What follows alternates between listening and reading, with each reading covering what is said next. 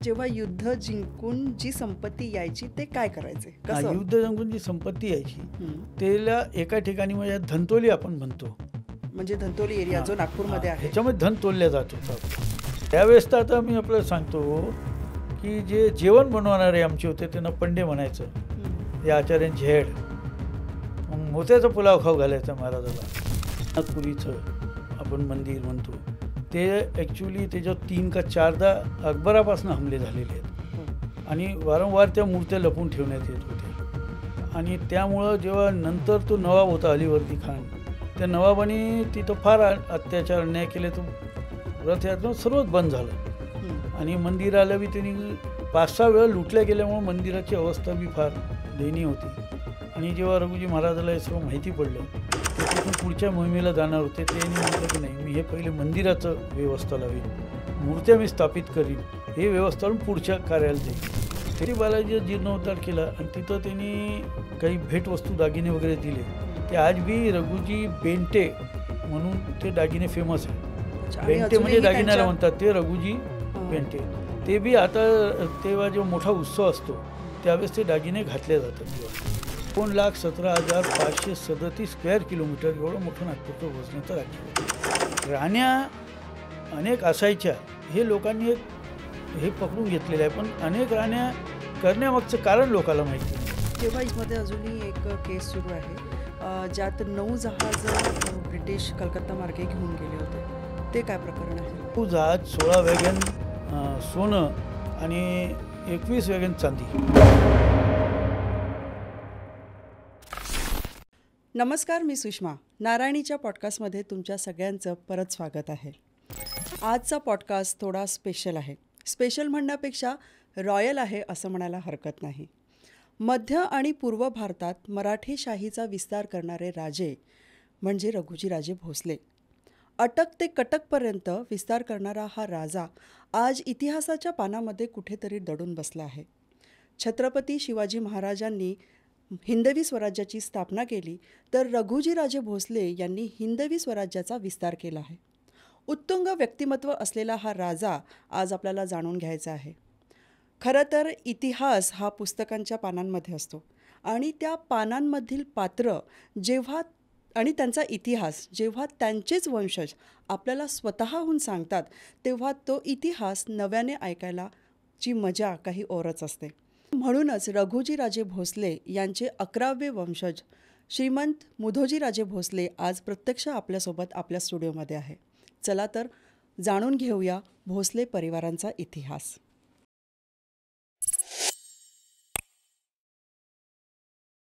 नमस्कार. नमस्कार. नारायणीच्या स्टुडिओमध्ये तुमचं स्वागत आहे. अजूनही लोक तुम्हाला महाराजा असंच म्हणतात? हो, लोक राजे महाराज हे असं संबोधतात. बरं. म्हणजे एकेरी नावाने सहसा कुणी बोलवत नाही. जे आमचं समजा लहानपणीचे मित्र असेल एखादा आपण ते बी सहसा एकट्यात असलं तर, नाही तर लोकांमध्ये असलं तर राजे वगैरे आणि महाराजच म्हणतात. म्हणजे थोडा सन्मान सगळे देतात. कसं वाटतं राजे घराण्यातले आहे आणि नॉर्मल लोकांपेक्षा काहीतरी वेगळं असं फिलिंग आहे? हो, जरूर ते एकदम वेगळं फिलिंगच आहे. आणि एक चांगलं वाटते रॉयल फॅमिलीमध्ये जन्म झाला आणि एक रॉयल फॅमिलीमध्ये असल्याचा एक अभिमान आहे, गर्व आहे. आणि फिलिंग एक वेगळंच असतं तिथलं. पण काही बंधनं जरूर असतं, फिलिंग वेगळं असतं. हां, ते दडपण कधी कधी जाणवतं? दडपण म्हणण्यापेक्षा थोडंसं दडपण तर असतं, कारण की आपण ज्या घराण्यामध्ये आहोत आपल्या नावापेक्षा आपल्या पूर्वजांनी केलेल्या नावाला, त्यांच्या कारकिर्दीवर कुठं गालबोट नाही लागला पाहिजे अशा प्रकारे दडपण हे असतंच. असतंच. भोसले घराणे हे प्रॉपर कुठले? हे भोसले घराणं मूळचं म्हणजे आम्ही सिसोदिया वंशज. आम्ही राजस्थान, राणा प्रताप आमचे पूर्वज प्रभू रामचंद्रापासून ही वंशावळ आलेली आहे. आणि राणा प्रतापांचे नातू राणा लक्ष्मणसिंग यांच्या 8 मुलापैकी 2 मुलं या साईड इकडं आले. आणि त्याच्यानंतर 2 मुलं इकडं आल्यानंतर एक नेपाळला गेले. जे नेपाळ नरेश आतापर्यंत होते ते बी आमच्याच ह्याच्यामधले होते. आणि एक इथं थांबले. त्यांना नंतर मग हा विस्तार वाढत गेला नागपूरचा. बरं. आणि रघुजीराजांचं नाव मला वाटतं हे प्रभू राम च्या नावावरच दिलेलं आहे. हो, प्रभू रामचंद्राच्या नावाचं हे नाव दिलेलं आहे. आमचं तसं बी कुलदैवत रामच आहे. म्हणजे इथं नागपूरला रामटेकमुळंच नाही, पण पूर्वीपासनं रघुजी महाराजाला रामाचंच हे दिल्या गेलं आणि ते रामच कुलदैवत राहिलेलं आहे. सेनासाहेब सुबा ही पदवी त्यांना कशी काय मिळाली? सेनासाहेब सुबा ही पदवी ही रघुजी महाराजाच्या पहिले म्हणजे त्यांच्या आजोबांपासनं बंधूंपासनं ही पदवी होती. आणि ही याच्यासाठी मिळाली की आम्ही आणि शिवाजी महाराजचं घराणं एकच घराणं आहे. 2 भावाचा हा एक परिवार आहे आणि त्यामुळं एक लढवय्ये आमचे पूर्वज खूप लढवय्ये राहिलेले आहे आणि त्यांचं शौर्य आणि त्यांची कीर्ती ही स्वराज्यासाठी हमेशा शिवाजी महाराज सोबत हे झाल्यामुळं त्यांना एक सेनासाहेब सुबा ही पदवी देण्यात आली.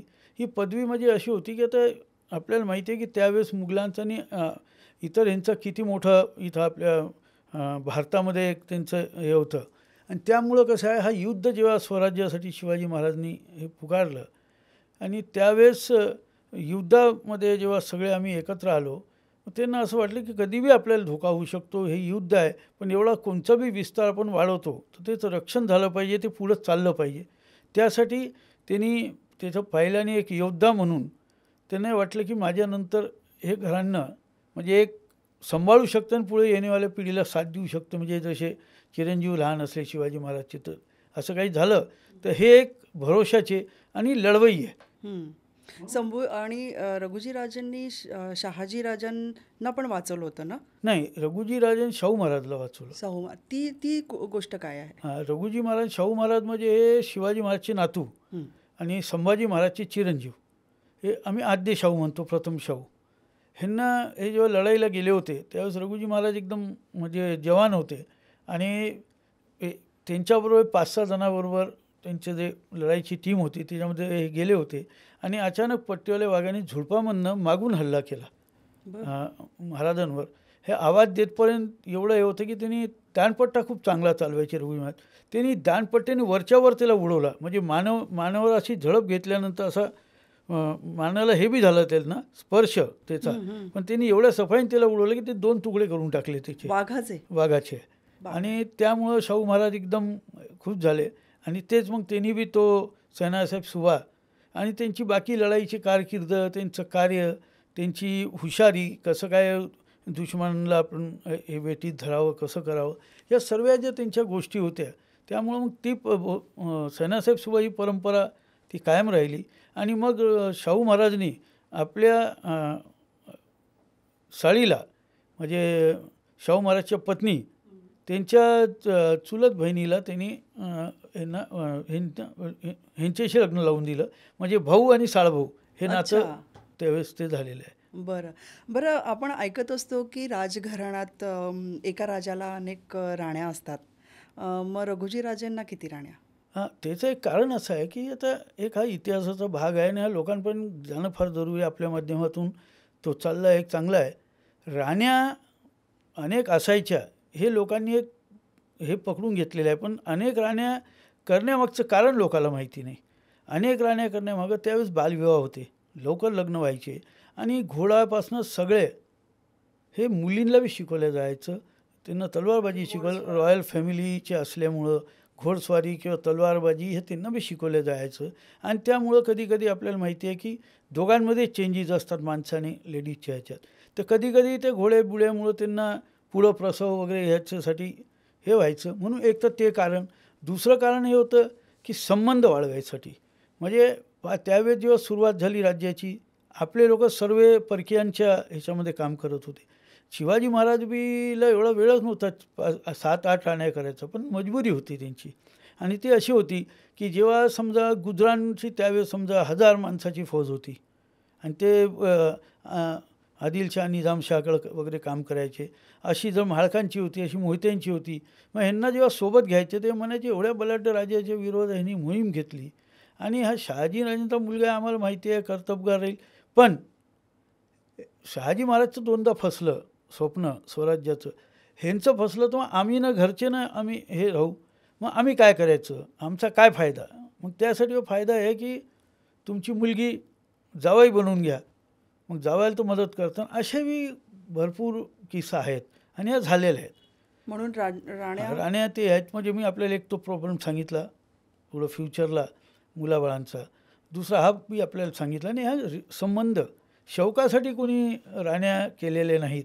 कारण की कसं आहे, शिवाजी महाराज किंवा ह्या घराण्याची जर आपण आज आमचे 4 घराणे आहेत आज, सातारा, कोल्हापूर, नागपूर आणि तंजावर. हे जर 4ही घराण्याचं पाहिलं तर ह्या 4ही घराण्याचा आपण इतिहास शोधा.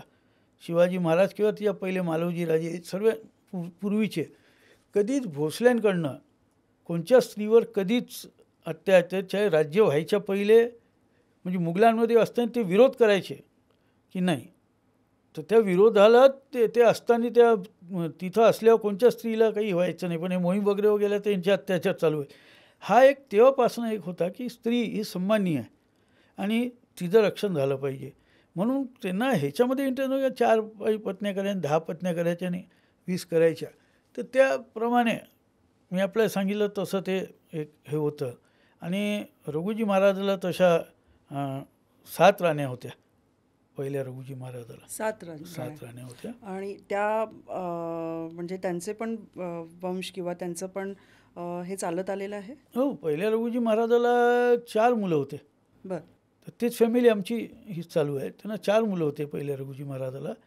आणि जानोजी राजे, नंतर मुधोजी राजे, बिंबाजी राजे आणि साबाजी राजे असे 4 मुलं हे पहिल्या रघुजी महाराजाला होते. म्हणजे पूर्वी राजे लोक ज्या राण्या करायच्या त्याला वैचारिक काहीतरी उत्तर आहे ते, असं म्हणायला हरकत हां, नाही. वैचारिक उत्तर आहे. आणि पुन्हा राण्या करतावेळेस बी ते बघितल्या जायचं की या राजा नसताना एकदम काहीतरी आपल्या राज्यावर संकट आलं तर या राणीने नेतृत्व करून कसं त्याला थोपता आलं पाहिजे, सैन्याला आपल्याबरोबर कसं मिळवलं पाहिजे.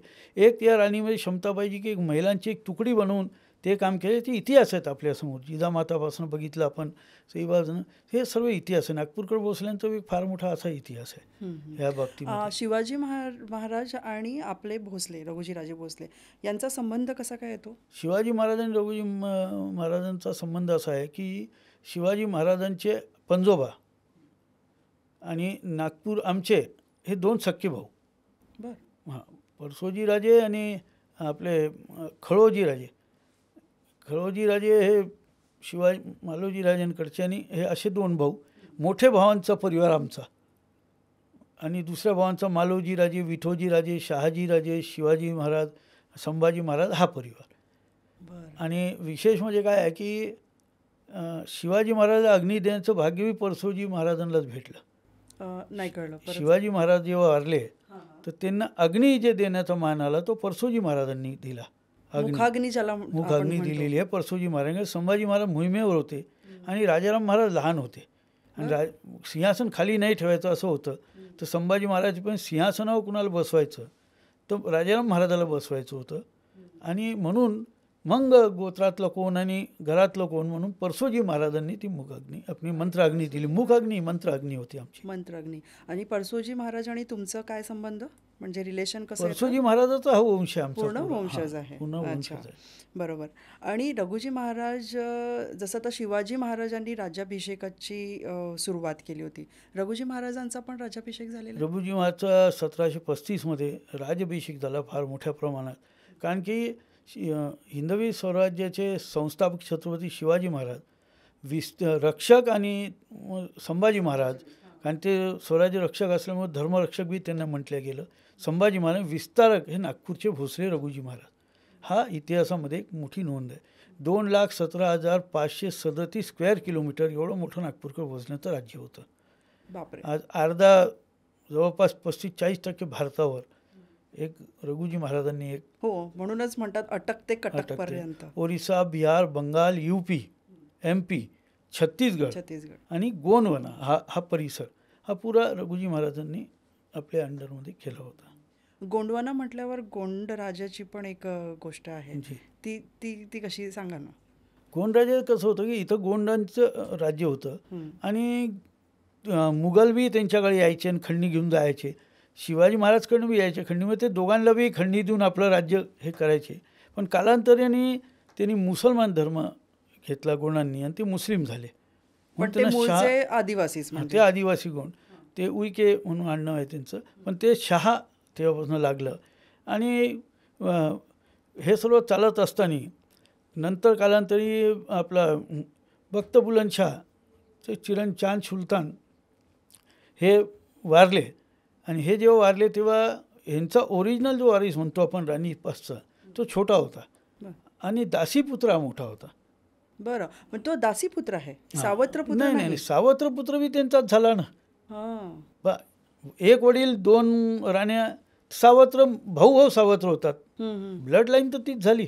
म्हणजे राणी आणि त्यांच्यापासूनच झालेला आहे. मग तो मोठा लहान त्याच्यामधला वाद नव्हता. हा सावत्र म्हणजे दासीपुत्र. दासीपुत्र. या दासीपुत्र मोठा होता आणि ह्यांनी कब्जा केला त्या गादीवर आणि ह्यांना बी मारायचं, म्हणजे जे वारीस होते त्याला मारायचं, तर राणी लोकाला बंदी बनवायचं आणि म्हणजे पुढं तो हल्ला झाला नाही पाहिजे, राज्य आपण केलं पाहिजे. त्यावेळेस राणी रतनकुवर ज्या होत्या चांद सुलतानच्या, त्यांनी रघुजी महाराज इथे येत असतात कडनी वसूल करायला. त्यावेळेस जो व्यवहार राहायचा तो एक शालीन शीतल व्यवहार, जसं भोसल्यांचं शिवाजी महाराजांनी आणि सर्वांनी पायंडा पाडला म्हणून येताच आदमीनी बोलायचे, मान सन्मान द्यायचे स्त्रियांना. आणि तसे बी राणी रतनकुवर या वयस्कर होत्या, म्हणजे शिवाजी महाराज आपल्या आई समान त्यांना पाहायचे आणि त्यामुळं तो मान सन्मान आपले रघुजी महाराज देत होते. आणि त्यामुळं त्यांना एक विश्वास होता की मदतीला आपण मुघलांकडनं बोलवलं तर हे आपल्याला उद्या राज्य हडपतील दासीपुत्रासोबत. मग विश्वासाचं कोणतं, मग हे मदत करतील. रघुजीराजे भोसले. मग त्यांनी मग रघुजी महाराजाला ती मदत मागितली आणि मग रघुजी महाराजांनी इकडं त्यांना मदत केली. आणि मदत केल्यानंतर ते मुलाला आपल्या मांडीवर बसून त्यांनी, देवगड त्यांची राजधानी होती, देवगडला त्यांनी आपल्या मांडीवर बसून त्याचा राज्याभिषेक करू लागला. आणि तो 3-4 वर्षाचा मुलगा होता आणि ते मामा भाच्याचं नातं एक त्या घराशी आमचं त्या हिशोबाने झालं. म्हणून आता बी तेच नातं आमचं आहे.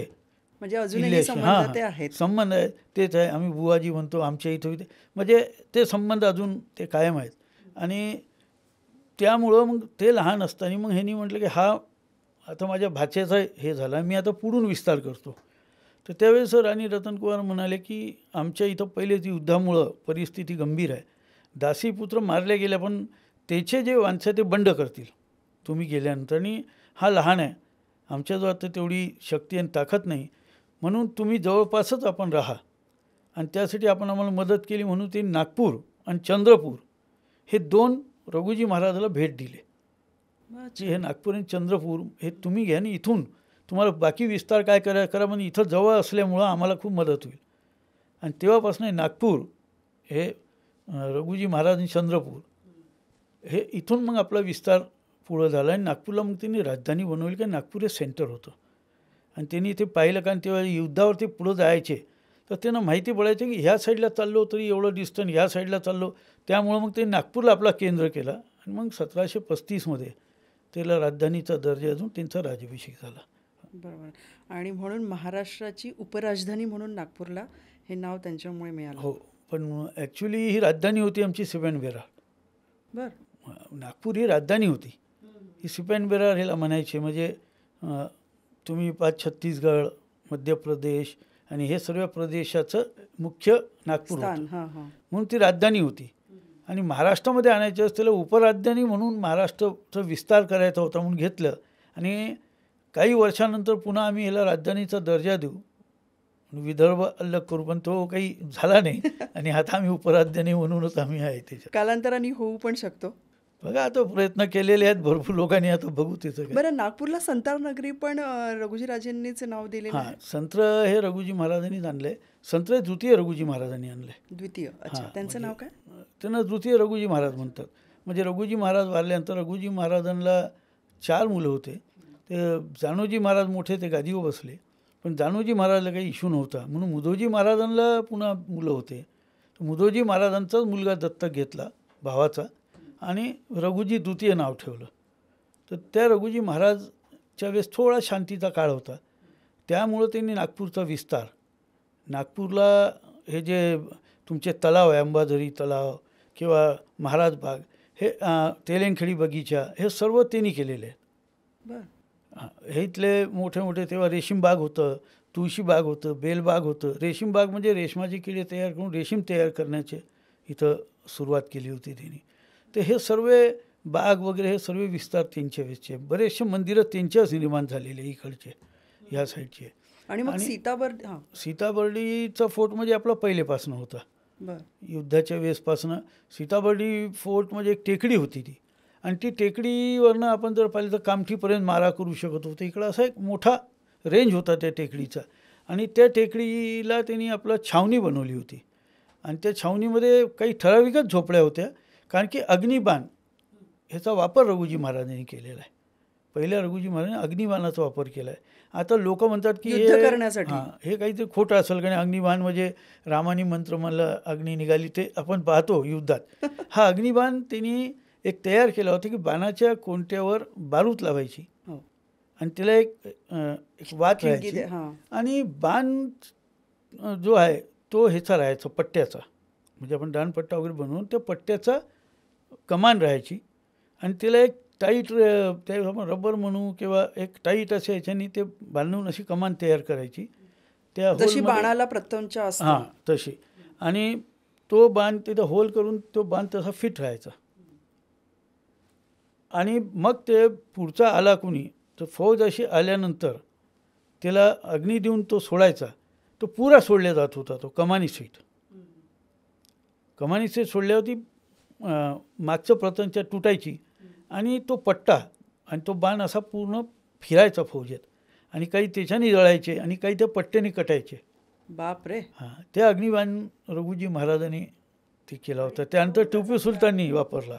अच्छा. हां, म्हणजे तो कारखाना हा सीताबर्डी किल्ल्यामध्ये होता. हां, अग्निबाणाचं सर्व तिथंच होतं आणि त्याच्यापासून आजूबाजूला वस्ती जी बनवली होती, जो महालवाडा होता आणि ह्या इथं कुणाला धोका नव्हता, कधी पेटलं फायर झालं म्हणून तो एक त्या टेकडीच्या ह्याच्यावर ते ठेवलं. आणि सीताबर्डी किल्ला हा वर्षातनं 2दा बघता येतो.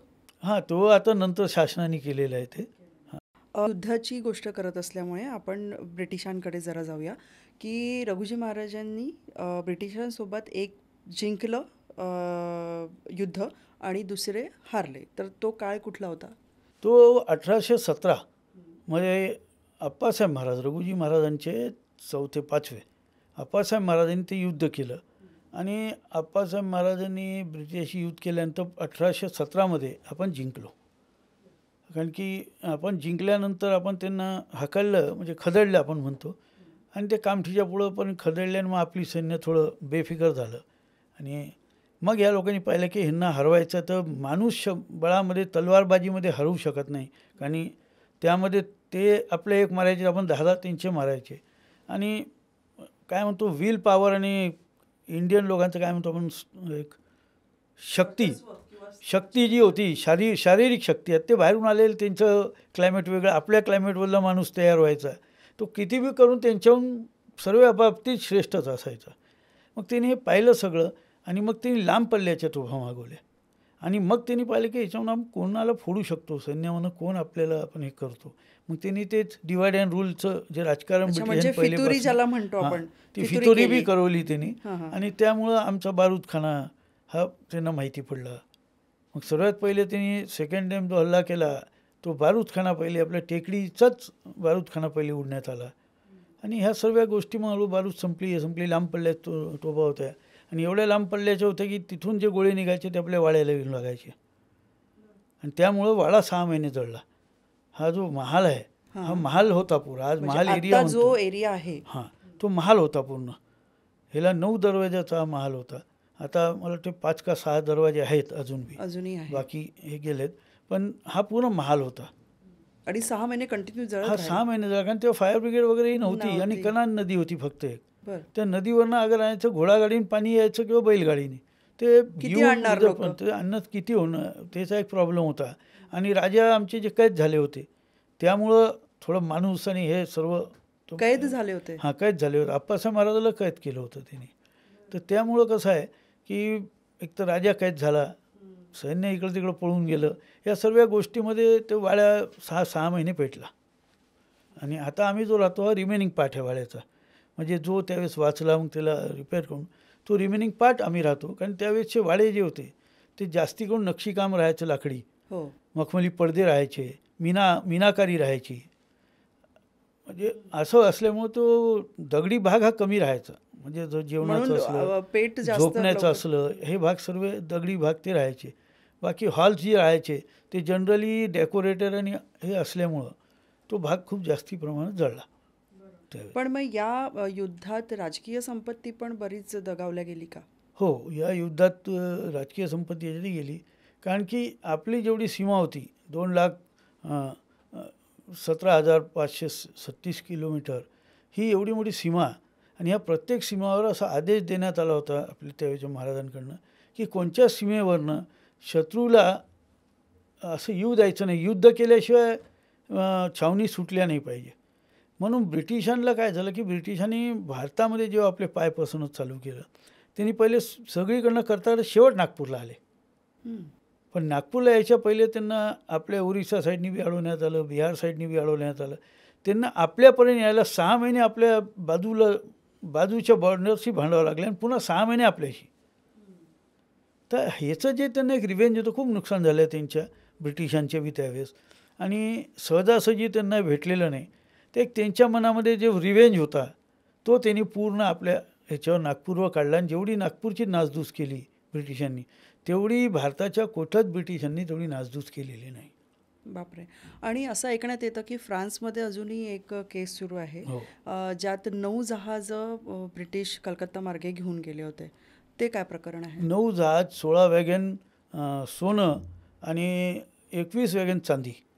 हां, हे कसं आहे, ह्याची एक केस अशी आहे की कुणी बी राजा जिंकला तो खजिना त्याचा होतो, तो मालक होतो. पण त्यावेळेस बी स्त्रीधनला हात नव्हते लावत. बरं. हां, आणि हे सर्व ती आधीपासूनची प्रथा आता चालू आहे असं स्त्रीधन म्हणता जे येईल. आहे त्याला एक सहसा हातण्याला जे मुघल सोडले, आणि ते तर स्त्रिया बी लुटून टाकायचे, धनची काय गोष्ट होती. पण एक सिस्टीम होती आणि ती ब्रिटिशांनी बी त्याला फॉलो केली, सर्वांनी केली, आणि ही सिस्टीम होती. आणि म्हणूनच त्यावेळेचे आपले नागपूरचे महाराज एवढे हुशार होते की त्यांनी जास्तीत जास्त वस्तू राणींच्या पाशी ठेवल्या. अच्छा, मी तो विचारणारच होती प्रश्न की जेव्हा युद्ध जिंकून जी संपत्ती यायची ते काय करायचे, कसं? युद्ध जिंकून जी संपत्ती यायची त्याला एका ठिकाणी म्हणजे धनतोली आपण म्हणतो, म्हणजे धंतोली एरिया जो नागपूरमध्ये आहे, ह्याच्यामध्ये धन तोलल्या जात होतं आपलं. अच्छा, म्हणून ते नाव आहे का? हां, तिथं ते सोनार बसायचे. सर्व तिथं कॅटेगरी व्हायची, A B C D grade. ते काढल्या गेल्यानंतर मग ते मोजले जायचे, कारण तेव्हा काही सोनं चांदी 1 किलोनीच सर्व मोजलं जायचं. आणि हे सर्व म्हणून तिथं धन तोलायचे, म्हणून ते धनतोली. आता नागपूरमध्ये जुने नावं एवढे आहे, पण तेव्हा इतिहासच लोकांना माहिती नाही आहे. हे एक दुर्दैव आहे. कदाचित आपल्या या पॉडकास्टच्या माध्यमातून बऱ्याच लोकांना माहिती पडेल. तर ते धन तिथून हे झाल्यानंतर मग 1 नंबरचा जो दागिना राहायचा त्याचे 2 हिस्से व्हायचे. एक हिस्सा देवाला अर्पण व्हायचा. बरं. कारण नागपूरकर भोसलेने हमेशा देश आणि धर्मासाठी केलं, म्हणून आपला कुलदेव देव. आणि जिथं आता आपण जर इतिहास पाहिला, ओरिसा वगैरे जेवढे मंदिर आहे त्या ठिकाणी त्या जीर्णोद्धाराच्या कामी ते विकून किंवा ते हे करून द्यायचं, देवाला दागिने द्यायचे आणि आपल्यासाठी ठेवायचे. म्हणजे पहिला दागिना देवाला, मग आणि मग महाराज आणि राणी लोक मग दर्जाचा जो दागिना होता ते जे आपले सरदार, सेनापती, सरदार आणि ह्यांच्या परिवारांसाठी तो राहायचा. कारण जे मारले गेले त्याच्यामुळे त्यांच्या परिवारांना हे करून एक तर मुलगा कॅपेबल असा सैन्यात घ्यायचे, पण त्या परिवाराच्या उदरनिर्वाहासाठी तो त्यांना भेट म्हणून तो दिला जायचा. मग C कॅटेगरीचा ते फौजेसाठी राहायचा, जे बी फौजेचं हे झालं त्यांना. आणि जो आपण म्हणतो की 4th कॅटेगरी ती खजानेत असायची. जेव्हा बी संकट आलं खजान्यामधनं काढून तो वापरायचा. हां, ते असे त्याच्या कॅटेगरीज होत्या. बरं. म्हणजे पहिला बेशकिमती दागिना देवाला, दुसरा राणीला, मग तिसरा सैन्याला. राणी आणि राजा त्यांना राहायचा. तिसरा दुसरा सैन्याचे जे मुख्य होते तो त्यांना राहायचा. आणि सैन्यासाठी पुन्हा राहायचा तिसरा. आणि चौथा खजिन्यामध्ये राहायचा इमर्जन्सी ह्याच्यासाठी. आणि हे असं एक ते सिस्टीम त्यावेळेस ती चालत होती. बरं, आपल्या राजकीय संपत्तीमधली तलवार, रघुजी राजेंची तलवार जी आहे ती आत्ता तिचं प्रकरण सुरू आहे, म्हणजे ती आता आपल्या हद्दीत येणार आहे, तिचं काय? ते तलवारीचं असं झालं की ब्रिटिशांनी जेव्हा हे युद्ध जेव्हा झालं तेव्हा बहुतेक ती आमचा जो खजाना लुटताच ती तलवार नेली असणार. किंवा त्यावेळेस काही अधिकारी असे होते की काही वस्तू लपवून घ्यायचे आणि आपल्या मोठ्या अधिकाऱ्याला खुश करण्यासाठी ती भेट द्यायचे किंवा घेऊन जायचे. अशा प्रकारे ती तलवार तिकडे गेली असणार. कारण त्या तलवारीने खूप मोठी कामगिरी केली होती, एक ऐतिहासिक तलवार होती. आणि नागपूरकर भोसल्यांचंच एक असं वैशिष्ट्य होतं की तलवारीवर नाव कोरायचे. म्हणजे त्यांचं नाव लिहिलेलं आहे. स्वतःचं नाव असायचं. ज्या तलवारीने कामगिरी खूप मोठी केली, इतिहास रचला, आठवण म्हणून त्या तलवारीवर नाव कोरलं जायचं. आणि त्याच्यावर नाव आहे सनासाहेब सुभा रघुजी राजे भोसले. तर त्यामुळं ती तलवार तिथं गेल्यानंतर आता तिथं ऑक्शन जेव्हा तिथल्या कंपनी काढलं आणि ते आम्हाला 18 तासाच्या पिरियडमध्येच कळलं. काही इतिहासकारांनी आम्हाला थोडंसं कळवलं आणि मग काही आमच्या जाणकाराकडनं आलं आणि वेळ कमी होता. ऑलरेडी ती तलवार त्यांनी ऑक्शनला डिसाईड केली होती आणि त्यांच्या त्या किमतीप्रमाणे आपली 7 लाख रुपये आपली कॉस्ट लागत होती म्हणजे सुरुवातीचं. आणि हे आम्हाला जेव्हा कळलं तर आम्ही हालचाल सुरू केली. आम्ही काही आमचे बेट लावणारे लोक आम्ही उतरवले. एक नागपूरचा आहे, तिची बेट काही तिथं म्हणजे सक्सेस नाही झाली. मग आपले जे सावंत आहेत इतिहासकार कोल्हापूरचे इंद्रजित सावंत, त्यांच्याशी कॉन्टॅक्ट केला मी. त्यांनी एक बेटमध्ये माणूस उतरवला. एक आमचे मित्र आहेत अशोक सिंग ठाकूर, त्यांचा भाचा तिथं आहे बर्मिंगमला. तर त्यांनी तिथं कॉन्टॅक्ट करून बर्मिंगमवरून आम्ही एक उतरवला. आणि अजून एक व्यक्ती आम्ही तिथं ह्याच्याकडनं उतरवला म्हणजे मीन्स पुण्या साईडने. असे 3 व्यक्ती, 4ची मध्ये एक बेट कॅन्सल, 3 आम्ही उतरवले. आणि मला असं विचारलं की हे तर ठीक आहे, आपण बेट बोलू, सर्व बोलू, पण कायद्या आणि ह्याच्यामुळं ते आणायला खूप हे लागलं. आणि मला अशी कल्पना आली की आता महाराष्ट्र सरकारने, भारत सरकारने एक पुढाकार घेऊन शिवाजी महाराजचे वाघनखं इकडं आणले. तर मला एक ती कल्पना आली की आपण का नाही आपली तलवार ह्यांना संपर्क करा. मी देवेंद्र फडणवीसांना एकदम संपर्क केला. मी सर्वांना मेल केला. म्हणजे मोदी साहेब झाले, अमित शहाजी झाले, देवेंद्र फडणवीसजी झाले आणि आपले थोरात साहेब सांस्कृत, यांना मी ते पाठवलं आणि त्यांना सांगितलं अशी परिस्थिती आहे, मी तर उतरवले पण आपल्याकडनं जर हे झाली तर जास्ती आहे. कारण आम्हाला असं वाटत होतं की आपलं जे तिथं इंडियन एम्बेसी असते, तर इंडियन एम्बेसीकडनं जर झालं तर लिलाव न होता एक कॉस्ट ठरून ती तलवार येऊन जाईल. पण आम्हाला नंतर असं कळलं, म्हणजे माझा कॉन्टॅक्ट होत पण 1-1:30 वाजले रात्री. तर थोडी आम्हाला डाऊटच होता की होतं की नाही. पण देवेंद्र फडणवीसजींनी ते मनावर घेतलं, त्यांनी रिस्पॉन्स दिला आणि 3-3:30ला त्यांनी म्हणे ओके महाराज आपण करू. आणि त्यानंतर आम्हाला थोडंसं हे वाटलं. पण आम्हाला नंतर हे कळलं की गव्हर्नमेंटच्या बोलीमध्ये नाही जाऊ शकत. अदर गव्हर्नमेंट ती गव्हर्नमेंट बोली होती आणि त्यामुळं गव्हर्नमेंटच्या बोलीमध्ये गव्हर्नमेंट कोणताच हस्तक्षेप करत नाही कोणत्या स्टेटचं. त्यामुळं आम्हाला असं वाटलं की आता ही बोली पुन्हा हे लोक येऊ शकतात की नाही. पण देवेंद्रजींनी काही त्यांच्या कॉन्टॅक्ट्सनी तिथला एक कोणी प्रायव्हेटला त्यांनी उतरवला, पण त्याचा आम्हाला आयडिया नव्हती. म्हणून आम्ही बेटमध्ये ऑलरेडी उतरलो होतो आणि आमची बेट बोलणी चालू होती. इकडून त्यांनी उतरवलं तोही माणूस बोलत होता आणि एक तिकडचा कोणी माणूस होता. असा 4-5 जण हां ते आपलेच तलवारीत बोली आपणच हे करत होतो. आणि मग मला असं वाटलं की आपले 2-3 लोक ह्याच्यामध्ये आहेत. तर मी मग संपर्क केला आपल्या देसाई साहेबांना आणि त्यांना सांगितलं की आपल्या ह्याला थांबून द्या. कारण की ऑलरेडी त्या बंगमध्ये जो आमचा उतरला होता त्याचा बी कॉन्टॅक्ट मला कमीत कमी 1-1:30 वाजेपर्यंत झाला नाही. कारण तो तिकडे बेटमध्ये होते. आमचे अशोक सिंग बी त्याच्याबरोबर कॉन्टॅक्टमध्ये होते. त्यामुळे ते फोन काही कॉन्टॅक्ट होत नव्हते. आणि तुम्ही या सगळ्यांच्या कॉन्टॅक्टमध्ये सतत हां. आणि मला हे समजत नव्हते की पर्टिक्युलर कोणचा व्यक्ती उतरला आहे की बोलीमध्ये नव्हता उतरला. फक्त हा उतरलेला माहिती होतं देसाई साहेबांचा. आणि मला फोन चालू होता. मग मला अशोक सिंगांनी सांगितले आपण ऑलरेडी बेटमध्ये आहे महाराज, आपण इथे मंगे आहे. मग मी ह्यांना फोन केला, म्हटलं आपण बेटमध्ये आहे, तुम्ही आता स्टॉप करा नाही तर आपलेच माणसं आपलाच रेट वाढवतील. मग हा स्टॉप केला. मग आमचा इथला होता त्याला मी स्टॉप केला आणि मग ते कंटिन्यूमध्ये त्यांना ठेवलं. कारण आमचं मुख्यमंत्र्यांशी झालं नव्हतं बोलणं का त्यांनी कुणी प्रायव्हेट हे दिलं आहे म्हणून. मग जवळपास ती बोली 35 लाखापर्यंत आपले तिथले हे होते बोलीमध्ये. मग आम्हाला एक ह्याचा मेसेज आला देवेंद्र फडणवीस साहेबांचा, महाराज आम्ही बेटमध्ये आहे. अच्छा आहे तर आहे म्हटल्यानंतर मग म्हटलं बिलकुल नक्की. मग मी बॅक होऊ तर म्हणे ओके. तर मग मी ते बॅक ह्याच्यात झालो. कारण कसं आहे हे गव्हर्नमेंटकडनं उतरलेले होते. 1 करोड बी बोली गेली असती त्याच्यावर 2 लाख 5 लाख गव्हर्नमेंटकडनं गेलेच असते.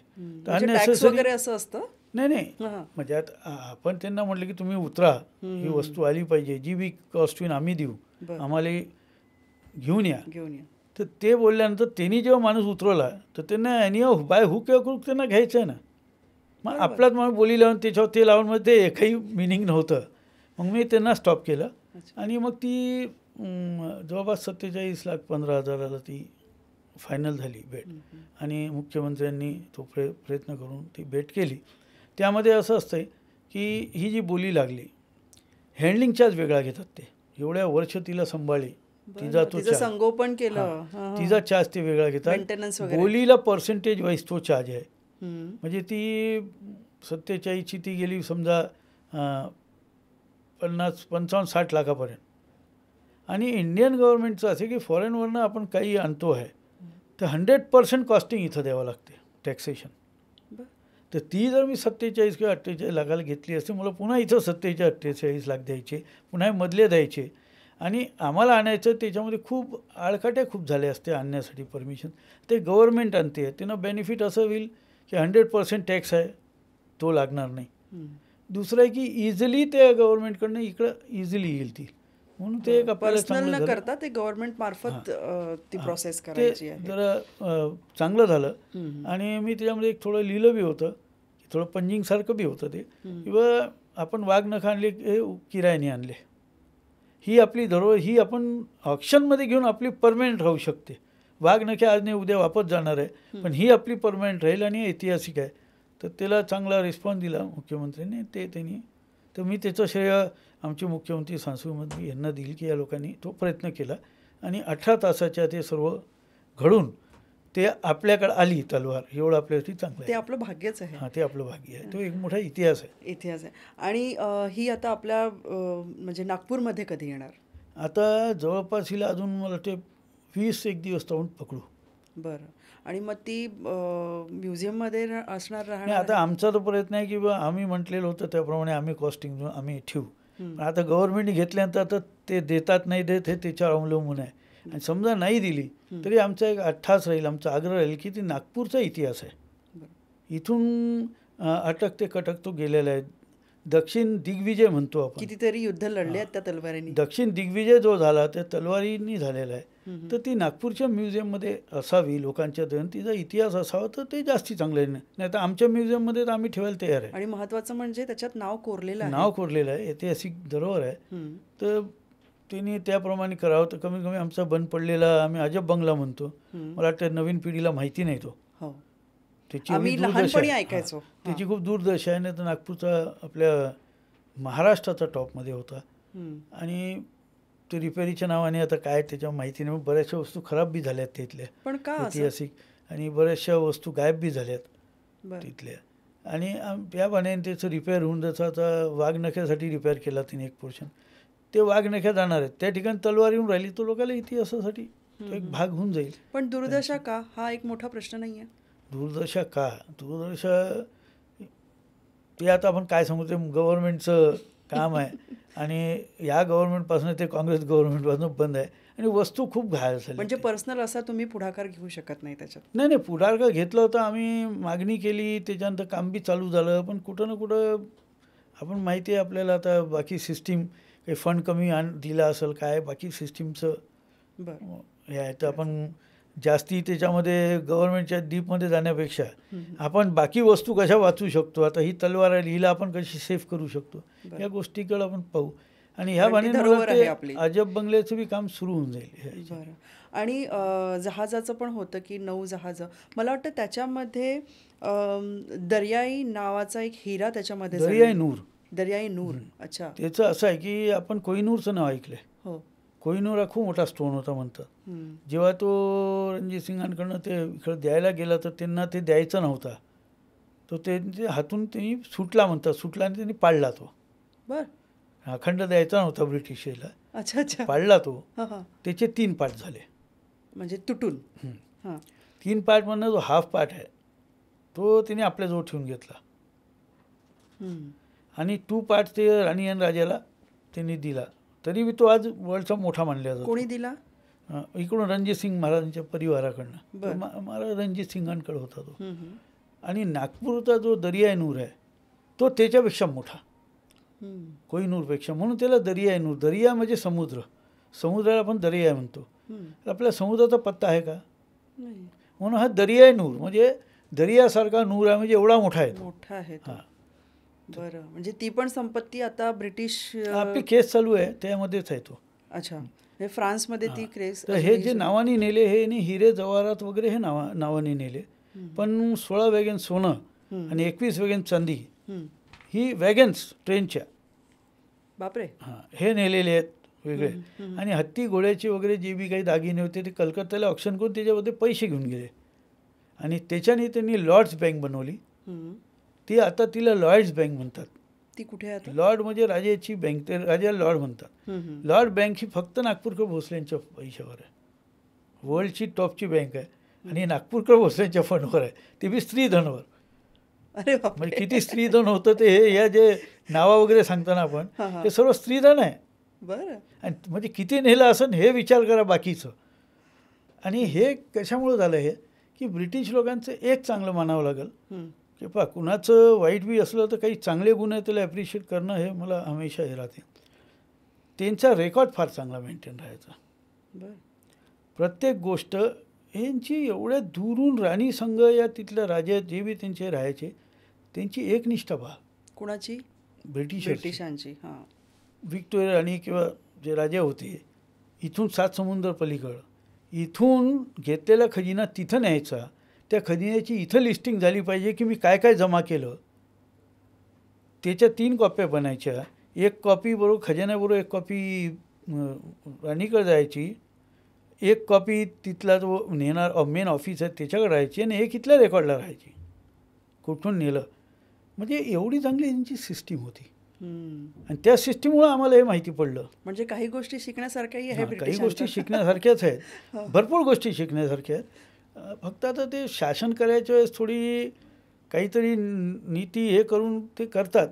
पण मुघलांपेक्षा लाख बरे होते ब्रिटिश हे म्हणावं लागेल. कारण प्रगती बी केली त्यांनी, असं काही नाही आहे. पण एक तर काय म्हणतो आपण शिकलेले लोक सर्व आधुनिक याच्यामधले. पण आपल्याला बी हे माहिती याच्यासाठी पडलं की त्यांनी जे हे पाठवलं त्याच्यामध्ये 2 बुक्स बनवले त्यांनी. एक बुक म्हणजे खजिना राजाचा, सेकंड स्त्रीधन संपत्ती. ह्या स्त्रीधनामधनं आम्ही ह्या राणीकडचे एवढे, ह्या राणीकडचे एवढे, ह्या राणीकडचं असं करून ते स्त्रीधन लिहिले. आणि त्या स्त्रीधनसाठी आपण केस आहे, नाही तर आपला अधिकार लागतच नाही. कारण की आपण दोघं जर लढलो, जो जिंकला तो खजिना मालकच झाला ना तो. बरोबर. पण हे स्त्रीधनमुळं आज आपली एकमेव आपण असे आहे पूर्ण हिंदुस्थानमध्ये की आज बी आपण ब्रिटिशाशी लढतो आहे. हो, म्हणजे अजूनही ही माझी आज नाही म्हणता 5वी पिढी मी लढून राहिलेलं. म्हणजे केस सुरू आहे. म्हणजे अजूनही ब्रिटिश ती लढाई अजूनही चालूच आहे. अजून चालूच आहे. आता बघू ते काय योग केव्हा येतो. नाही, नक्कीच योग येईल. जशी तलवार आपण आणली तसं तेही आपल्या जवळ येऊ. रघुजी राजांना मोतीवाले राजे म्हणून म्हणायचे, तर ते कसं काय? आपण मी सांगितलं इथे आपला एवढा मोठा भाग होता आपला. तर ह्या साईडला जर आपण जात होतो तर बंगाल इकडं मोती खूप होते. आणि समुद्राच्या भागामध्ये मोती हे समुद्राने जवळपास 25% समुद्र आपल्या कब्जात होता, आपण असं म्हणू शकतो. ह्या साईडला जेव्हा आपण गेलो तर त्यामुळं मोतीचं प्रमाण आपल्याकडं ओडिसा आणि त्याच्यानंतर बंगाल. हां, ओडिसा बंगालमधल्या भागामधून मोती खूप होते आपल्याकडं. ओडिसाला आज बी आपण गेलो तर लोक मोती आणतात जाऊन. तर आता तेवढं पर्सेंट चांगलं नाही आहे, पण भेटतात. नाही, आम्ही पण राहिलेलो आहे ओडिसामध्ये, भुवनेश्वर. तिथे ते शिंपी आणि ते सगळं आहे आणि अजूनही ते मोती निघतात. म्हणजे मी पण आणलेले आहेत. हो, निघतात. पण त्यावेळेस म्हणजे ते पहिलं चांगले मोती राजाला. बरोबर. तर त्यामुळं ह्या साईडचे मोती होते. बापरे. काळे मोती होते आपल्याकडं. हो, ब्लॅक पर्ल म्हणतो आपण. ब्लॅक पर्ल आता फार दुर्मिळ आहे. त्याचा खजाना होता आपल्याकडं, मोती होते आपल्याकडं. म्हणून ते मोतीवाला राजा जास्ती. जेवढे राजे होते त्यांच्यापेक्षा जास्ती मोती आणि मोठे मोती, रेकॉर्डेड मोती हे सर्व नागपूरकर. आणि काय सडा पण, मोत्यांचा सडा वगैरे. हां, असं म्हणजे त्यावेळेस तर आता मी आपल्याला सांगतो की जे जेवण बनवणारे आमचे होते त्यांना पंडे म्हणायचं, म्हणजे आचार्यांचे हेड. मग मोत्याचा पुलाव खाऊ घालायचा महाराजाला. म्हणून एक एक शेर मोती घेऊन जायचे ते, अरे बापरे. बारीक मोती घेऊन जायचे. त्याला मोती शिजतो, नरम होतो. हां. मोतीमध्ये क्वालिटी आहे. चांगल्या क्वालिटी मोती असला हम्म. तर आपण त्याला जर हे केला तर त्याचं भस्म तयार होतं. मोती भस्म कसंच आहे. मग तो काय पुलाव कसं काय? मग ते पुलावामध्ये तो मोती असा अख्खा बिलकुल नरम करून असा ठेवायचा आणि महाराजासमोर मग मोतीचा पुलाव. अच्छा. तर त्याच्यामध्ये काय ते एक शेर मोती म्हणजे त्यावेळेसचं एक शेर म्हणजे आजची एक पायली. हम्म. तर ते मोती घेऊन जातात. महाराज किती खाणार, महाराज 15-20 मोती आणि त्यांच्या बरोबरचे असले तर पाव शेर बी नसन लागत. बाकी पण ते खायचे पण हां मोती खायचे. मोती आता बी पहा ना, आयुर्वेदामध्ये मोती भस्माला खूप महत्त्व आहे. मोती जास्ती भस्म, सिरियस बरोबर. हां, ते ते उघडून मोती आणि- तोच प्रकार आहे ना. हो, बरोबर बरोबर. हा शेवटी एक जीव म्हणतो उगला, आर्टिफिशियल नाही हा प्रकार. नाही नाही, त्यामुळं त्यावेळेस ते तो किडा असतो आणि त्या शिंपीमध्ये तो किड्याचं. तर त्यावेळेस हे राहते. कारण आपल्याला माहिती आहे का, हैदराबाद वगैरे गोवा बिया साईडला हम्म. आपण शिंपल्या खातो. हो, ते लोक खातात. तर त्याच्यामध्ये ते किड्यापासूनच ते तयार होतात ना. तर ते म्हणजे काय म्हणतो आपण, एक शारीरिकदृष्ट्या आपण जसं आता च्यवनप्राश वगैरे हे आयटम आहे त्या प्रकारचे ते त्यावेळेसचे च्यवनप्राश, ओरिजिनल च्यवनप्राश म्हणतो आपण ते असं ते होते ते. बरोबर. म्हणून ते मोतीवाले राजे म्हणूनही ओळखायचे. बरं, मंदिराची स्थापना, बऱ्याच मंदिरांची स्थापना रघुजी राजेंनी केली. त्याच्यामध्ये कुठल्या कुठल्या मंदिरांचा समावेश होतो? त्यांनी जिथं राज्य सुरुवात झाल्यानंतर ज्या ज्या राजधानी म्हणून ते जिंकून पुढं निघायचे त्या ठिकाणी ऐतिहासिक मंदिरं जे बी होते, जसं जगन्नाथपुरीचं आपण मंदिर म्हणतो, ते ॲक्च्युली त्याच्यात 3 का 4दा अकबरापासून हमले झालेले आहेत. हो. आणि वारंवार त्या मूर्त्या लपून ठेवण्यात येत होत्या. आणि त्यामुळं जेव्हा नंतर तो नवाब होता अलीवर्दी खान, त्या नवाबाने तिथं फार अत्याचार अन्याय केले. तो रथयात्रा सर्वच बंद झालं. आणि मंदिराला बी त्यांनी 5-6 वेळा लुटल्या गेल्यामुळं मंदिराची अवस्था बी फार दयनीय होती. आणि जेव्हा रघुजी महाराजाला हे सर्व माहिती पडलं, ते तिथून पुढच्या मोहिमेला जाणार होते. त्यांनी म्हटलं की नाही, मी हे पहिले मंदिराचं व्यवस्था लावीन, मूर्त्या मी स्थापित करीन, हे व्यवस्था लावून पुढच्या कार्याला जाईन. आणि मग ते तिथून त्यांनी व्यवस्था लावायला लावली. आणि ते करून मंदिर झाल्यानंतर मंदिराची येथे पूजा केली. हे 51मध्ये 1751च्या जवळपास मंदिर कंप्लीट झालं बनवून आणि मूर्ती स्थापन झाली. आणि त्यांना माहिती पडलं की इथून रथयात्रा निघायची. मग तिने तिथल्या लोकांना, काही लँग्वेज प्रॉब्लेम सर्व, पण लोकांना एक विश्वास झाला होता. तर लोकांना गोळा केला आणि त्यांनी लोकांसमोर म्हटलं की नाही, मला ही रथयात्रा चालू करायची आहे, तुमचा सहयोग पाहिजे. आणि मग ती रथयात्रा त्यांनी सुरू केली. त्यावेळेस 20,000 रुपये त्या रथयात्रेसाठी त्यावेळेसचे ते दिले. 14 लाख रुपये त्यावेळेस मंदिराच्या याच्यासाठी वेगळे दिले. आणि म्हणजे काय म्हणतो आपण, रथयात्रा नाही रथयात्रा सुरू केली, पण शेकडो एकर जमीन त्यांनी त्यावेळेस दिली. सराय बांधले. हे अन्नछत्रासाठी त्यांनी वेगळा पैसा दिला. तिथे एक ऐतिहासिक आहे, 7 ह्याच्यावर ती होते, त्याच्यासाठी त्यांनी केलं. मोठं स्वयंपाकघर असं म्हणतात. आणि आपण जर तिथं गेले तर आमच्या वाड्याचा जर भाग दिसला तर तशा सरायांना डिझाईन आहेत तिथं, म्हणजे त्या टाईपचं बनलं. आणि अजून आता तर रथयात्रा सुरूच आहे. हो, जगन्नाथपुरीची. त्यांनी ती 1752ला सुरू केली रथयात्रा. आजपर्यंत ती तेवढ्याच ह्याच्यानी उत्साहाने आणि मोठ्या प्रमाणात सुरू आहे. आणि अजूनही तुम्हाला तिथलं आमंत्रण येतं? आम्हाला अजून तिथला मान आहे, आम्ही जातो आमच्या परिवारानं. आता रथयात्रा सत्य, मी नाशिकच्या रथयात्रेमध्ये, नाशिकने गेल्या 3 वर्षांहून रथयात्रा सुरू केली आणि फार मोठ्या प्रमाणात. आणि त्यांनी एक नवीन प्रथा चालू केली. रथयात्रेला एका साईडनी पूर्ण स्त्रिया वळतात आणि एका साईडनी पूर्ण पुरुष असतात, म्हणजे धक्काबुक्की चांगली आहे. त्यांनी मला आमंत्रित केलं होतं की तुम्हाला महाराज यावं लागते, यावर्षी आमची इच्छा आहे की आपण तिथल्या प्रथेसारखं हे करावं. मी गेलो आणि आमच्या चिरानं मी तिकडं पाठवलं होतं तिरुपती. म्हणजे ते गॅप नाही पडली पाहिजे, आणि मी इकडं जाऊन आलो. म्हणजे अजूनही रथयात्राची एक कहाणी आहे की राजा जेव्हापर्यंत झाडू मारत नाही तोपर्यंत रथ हलत नाही. तर ते ती सगळी प्रोसेस होते. ती प्रोसेस होते. आणि मी त्या दिवशी नाशिकला गेलो, सर्वांची चर्चा केल्यावर ते म्हणे पूजा करके रथ चालू करना. म्हटलं मेरे को झाड़ू होना, वो मान हमारा है, हम वो झाड़ू मारेंगे, उसके बाद रथ आएंगे, बाकी का क्या करते तो नहीं. बोले हमको मालूम है, पर आपको कैसा बोलूँ. हम यहाँ के कलेक्टर को बोलते थे, भैया राजा साहब नहीं तू मार. कलेक्टर त्यांना वाटत असेल की एवढ्या मोठ्या राजाला आम्ही झाडू कसा द्यायचा. कलेक्टर त्या जिल्ह्याचा एक राजाच होतो ना, जिथपर्यंत तो आहे. आणि आपण बी कसं झालं, आपण जेव्हा ते जगन्नाथपुरी रथयात्रा चालू केली रघुजी महाराजांनी, तर तिथले जे पहिले जुने राजे होते ते हरून निघून गेले होते. त्यांच्या वंशजाला आणलं, त्याला त्यांनी तिथं नेमलं आमच्या वतीने. हे तुम्ही बघा, कारण मी एवढं येणं आणि 6 महिने जाणं, 6 महिने मजा गंमत नाही, घोड्यावर जायचं. म्हणून त्यांना तिथं नेमलं की तुमचं कार्य चांगलं, तुमच्यापासून जनता प्रसन्न आहे, तुम्ही आमच्या वतीने बघा. आणि ही आम्ही दरवर्षी येऊ नाही शकणार, ते झाडू मारून रथची मान्यता त्यांना देण्यात आली. आणि त्यांचं आजबी जे पगडी घालतात ती आमची नागपूरकरांनी दिलेली आहे. म्हणजे आमची पगडी आणि त्यांची पगडी सारखी आहे. तिने आपल्याकडनं रघुजी महाराजांनी दिली आणि ती प्रथा अजून बी चालू आहे. आणि आमच्या घराण्याचं वेग तिथं तो मान आता आपलं जाणं होते त्यावेळेस, म्हणजे आता फ्लाईट आहेत, ट्रेन्स आहेत, गाड्या आहेत, त्यावेळेस शक्य नव्हतं ना. आणि राज्याचा विस्तार करायचा तर इकडं जायला जर 5-6 महिने लागतील, यायला लागतील, तर बाकी विस्तार कसा होईल. हां, तर त्यासाठी मग ते नेमले होते तिथे. पण तुमचं हे मोठेपण आहे की तुम्ही, त्यांना वाटलं असेल की एवढ्या मोठ्या राजांना झाडू कसा मागायचा, पण तुम्ही तो मागून ती प्रथा चालवली, ते खूप मोठं. ती आपल्या पूर्वजांनी प्रथा आहे. आणि कसं आहे, एक ह्या प्रथा सर्व घराण्यांनी आमच्या ह्याच्यासाठी चालू केल्या की आपल्यामध्ये अभिमान आणि गर्व नसावा.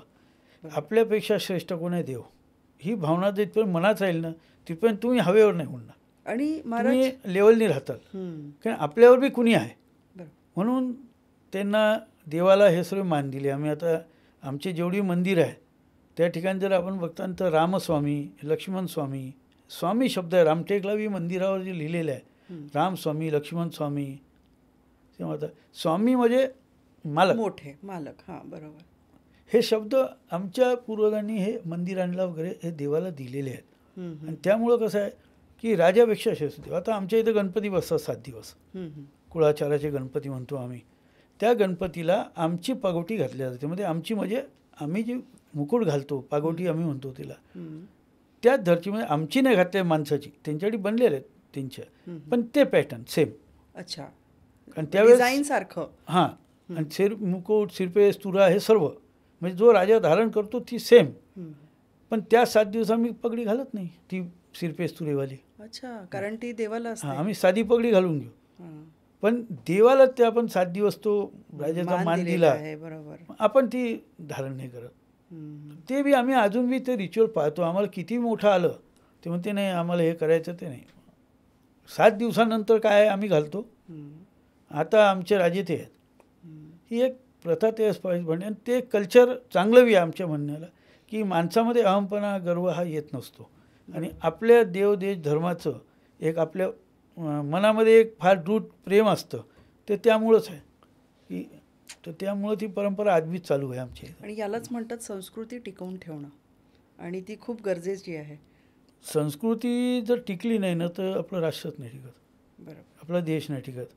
हीच एक शक्ती अशी आहे की एवढ्या मुघलांनी आणि हे त्याच्या पहिले जर आपण पाहिलं तर देवलोक, नागलोक, वाकाटक, त्याच्यानंतर एवढं आपण पाहिलेलं आहे सर्व. हे सर्व होतं होतं हिंदू राज्य होतं होतं, मोठे मोठे राजे हिंदू झाले. मधीच एक काळ असा आला की मुघल आणि हे सर्व साम्राज्य वाढलं. 5 शाया होत्या तेव्हा, 5 शाया, आदिलशाह, निजामशाह, कुतुबशाह, तुमचा मुघल, आणि आदिलशाह, निजामशाह, कुतुबशाह, वलीशाह आणि मुघल. मुघल एक छोटासा होता. मुघलांनी ही नीती केली की आपल्याच एकेकाला थंड केलं. हे 4 शाही खतम केल्या पहिले त्यांनी. म्हणजे आपल्याच जातीच्या राजांना पहिले त्यांनी संपवत आपलं एक छत्री केलं आणि मग आपल्या राजानं हल्ला केला. आणि यांना आणणेवाले कोण? आपलेच. तसं भावाभावामध्ये ह्याला भेटलं मला नाही भेटलं, ह्या नीतीमध्येच भारत आपला गेला. नाही तर आपले एवढे लढवे राजे होते, आपल्या स्वार्थामुळं आपण लोकांना आणले आणि ते आपले मालक बनले. ब्रिटिशाला बी तसंच झालं. ब्रिटिशांनी तेच काम केलं शेवटी, डिवाइड अँड रूल. नाही ते बी नव्हते घुसू शकत. ही परंपरा आली.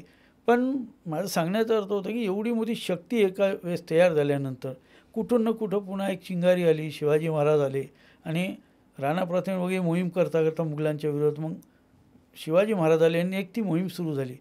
तर ही संस्कृतीचं जतन जे आपण करतो, आपल्या भारतभूमीचं आपण जतन करतो, आपले देव देश धर्माचं, हे कुठं ना कुठं एकदा तुमचा उफाळ खातो आणि मग ह्या सर्वांवर मात करतो. हा इतिहासच. बरोबर. आणि मंदिरांपैकी तिरुपती बालाजी आणि रामटेक यांचा पण समावेश आहे. त्याचं काय? मंदिरापैकी कसं आहे की आपल्या मंदिरांचे खूप मंदिरं बनवली, पण रामटेक आम्ही इथं आल्यानंतर पहिले रामटेकचं बी तसंच होतं. तर आम्ही टेकले छोटी झोपड्या होत्या, ते बी अस्ताव्यस्त झाल्या होत्या. आणि ह्या ज्या मूर्त्या त्या ओरिजिनल आहेत. ह्या मूर्त्या त्यावेळेस तिथं कोणी असल तर या भंगल्या नाही पाहिजे म्हणून काढून त्या सुरा नदीमध्ये ह्याच्यामध्ये लपवून ठेवल्या होत्या म्हणाले. आणि मग रघुजी महाराज इथं आल्यानंतर राज्याचं पाहिल्यानं त्यांना माहिती पडलं असं, तर त्यांनी म्हटलं मी इथं पहिले मंदिर निर्माण करीन, रामाच्या मूर्त्या स्थापन करीन आणि मग राज्यात विस्तार करील. तर मग त्यांनी तेच त्यांचं रामाचे पहिले मंदिर बनवलं. ते मंदिर बनवताना त्यांनी त्याला किल्ल्यासारखं परकोट केलं की याच्यावर पुन्हा हल्ला नाही झाला पाहिजे, आणि त्याच्यावर पूर्ण फौज तोफखाना वगैरे ठेवून म्हणजे मंदिराला सुद्धा त्यांनी रक्षण दिलं. आणि ते मंदिर मुघल मंदिरच तोडून टाकायचे ना, तर त्यासाठी वाड्याची परकोट असतो किल्ला तसा त्यांनी निर्माण केला. आज रामटेकला पण गेले तर आपल्याला माहिती आहे दरवाजे 5-6 दरवाजे जाऊन ते गेले, ते त्याच्यासाठीच होता. म्हणजे आत्ताचं जे राम मंदिर आहे रामटेकचं ते तेव्हापासूनच आहे. हां, रघुजी महाराजांनीच हे बांधलेलं तेच आहे. तर आणि मग मूर्त्या त्यांनी ऑर्डर केल्या राजस्थानला. आणि राजस्थानला मूर्त्या ऑर्डर केल्यानंतर कारण ज्यांनी त्या हे ठेवल्या होत्या ते तर नव्हते, ते निघून गेले तिथून, कारण वन होतं ते. तर त्यामुळं ते निघून गेल्यानंतर मग ते मूर्त्या त्यांनी राजस्थानला ऑर्डर केल्या आणि त्यांना त्या ह्याच्यामध्ये लिहिल्याप्रमाणे सांगितलं होतं की राम वनवासामध्ये जेव्हा होते तेव्हा इथून थांबले होते म्हणून त्याला टेक म्हणतो. पण लक्ष्मण स्वामी हमेशा पुढं होते रामाच्या. लक्ष्मण रामाच्या मागे कधीच राहिले नाही, कारण की रामाबरोबर सीता होते आणि सीताला ते देवी मानायचे आई मानायचे. तुम्ही चालताना बी त्यांच्या पाठीकडे माझी नजर नाही केली पाहिजे. हे लोकांना इतिहास नाही माहिती की लक्ष्मण का पुढं होते. कुणी काय म्हणते बाईला मागं सोडून दिलं, तसं नाही. माझी चुकून बी नजर त्यांच्या पायाच्या वरनं त्यांच्या शरीरावर गेली नाही पाहिजे. दीर आणि म्हणजे वहिनीचं जे नातं ते कायम पायावर होतं त्यांचं. तर म्हणूनच मी मागं राहील तर चुकून कधी काय जर ठोकायला लागली माझी नजर वर जाऊ म्हणून ते समोर राहिले कायमस्वरूपी. आणि त्यांना माहिती आहे रामाबरोबर सीता आहे तर सीताला काहीच होऊ शकत नाही रामासोबत असल्यावर. तर हे एक इतिहास आहे. तर वनवासामध्ये जसे होते तसंच मग लक्ष्मणाची मूर्ती आहे, मग राम सीताची आहे रामटेकला. तशीच त्यांनी ऑर्डर केली. मग त्यांना स्वप्न आलं की खऱ्या श्रद्धेने तू हे काम करतो आहे आणि गुढीपाडव्याला स्थापना करायची होती ना, त्यांना ते दिसली नदी आणि मूर्त्या. मग त्यांनी दरबार लोकांसमोर चर्चा केली तर लोक म्हणे महाराज गोताखोर सोडून पाहायला काही हरकत नाही. जेव्हा गोताखोरला सोडलं ते हनुमानाचं पहिले होती, आपले गणपती होते आणि त्यानंतर पहिले राम आणि पहिले लक्ष्मण आणि मग हे अशा विसर्जित त्या मूर्त्या.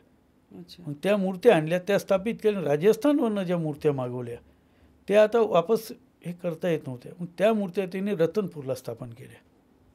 तर रतनपूरला बी आपल्या रामटेकसारखंच त्यांनी किल्ला वगैरे बनवून छोटं मंदिर आहे, पण सर्व टेकडीवरच आहे तसंच आहे. रामटेकसारखंच रतनपूरला पण आहे. तर त्या मूर्त्या मग तिथं बसवल्या त्यांनी. बरं. आणि तिरुपती बालाजीला पण तिरुपती बालाजीचा जीर्णोद्धार केला आणि तिथं त्यांनी काही भेटवस्तू दागिने वगैरे दिले. ते आज बी रघुजी बेंटे म्हणून ते दागिने फेमस आहे. बेंटे म्हणजे दागिन्याला म्हणतात ते रघुजी बेंटे. ते बी आता तेव्हा जेव्हा मोठा उत्सव असतो त्यावेळेस ते दागिने घातले जातात देवाला, बालाजीला. आणि बालाजीचा जो ब्रह्मोत्सव आहे तो एक होता. दुसरा उत्सव रघुजी महाराज सुरू केला, तो बी आजपर्यंत चालू आहे. म्हणजे असे दोन ब्रह्मोत्सव होतात तिथं. एक पूर्वीपासून होता, काही खंडन झालं होतं, तो पुन्हा चालू झाला, पण दुसरा रघुजी महाराज चालू केला म्हणून तिथं बी त्या उत्सवाला तर दोन्ही उत्सव आज बी चालू आहे. ती परंपरा त्यावेळेस झाली.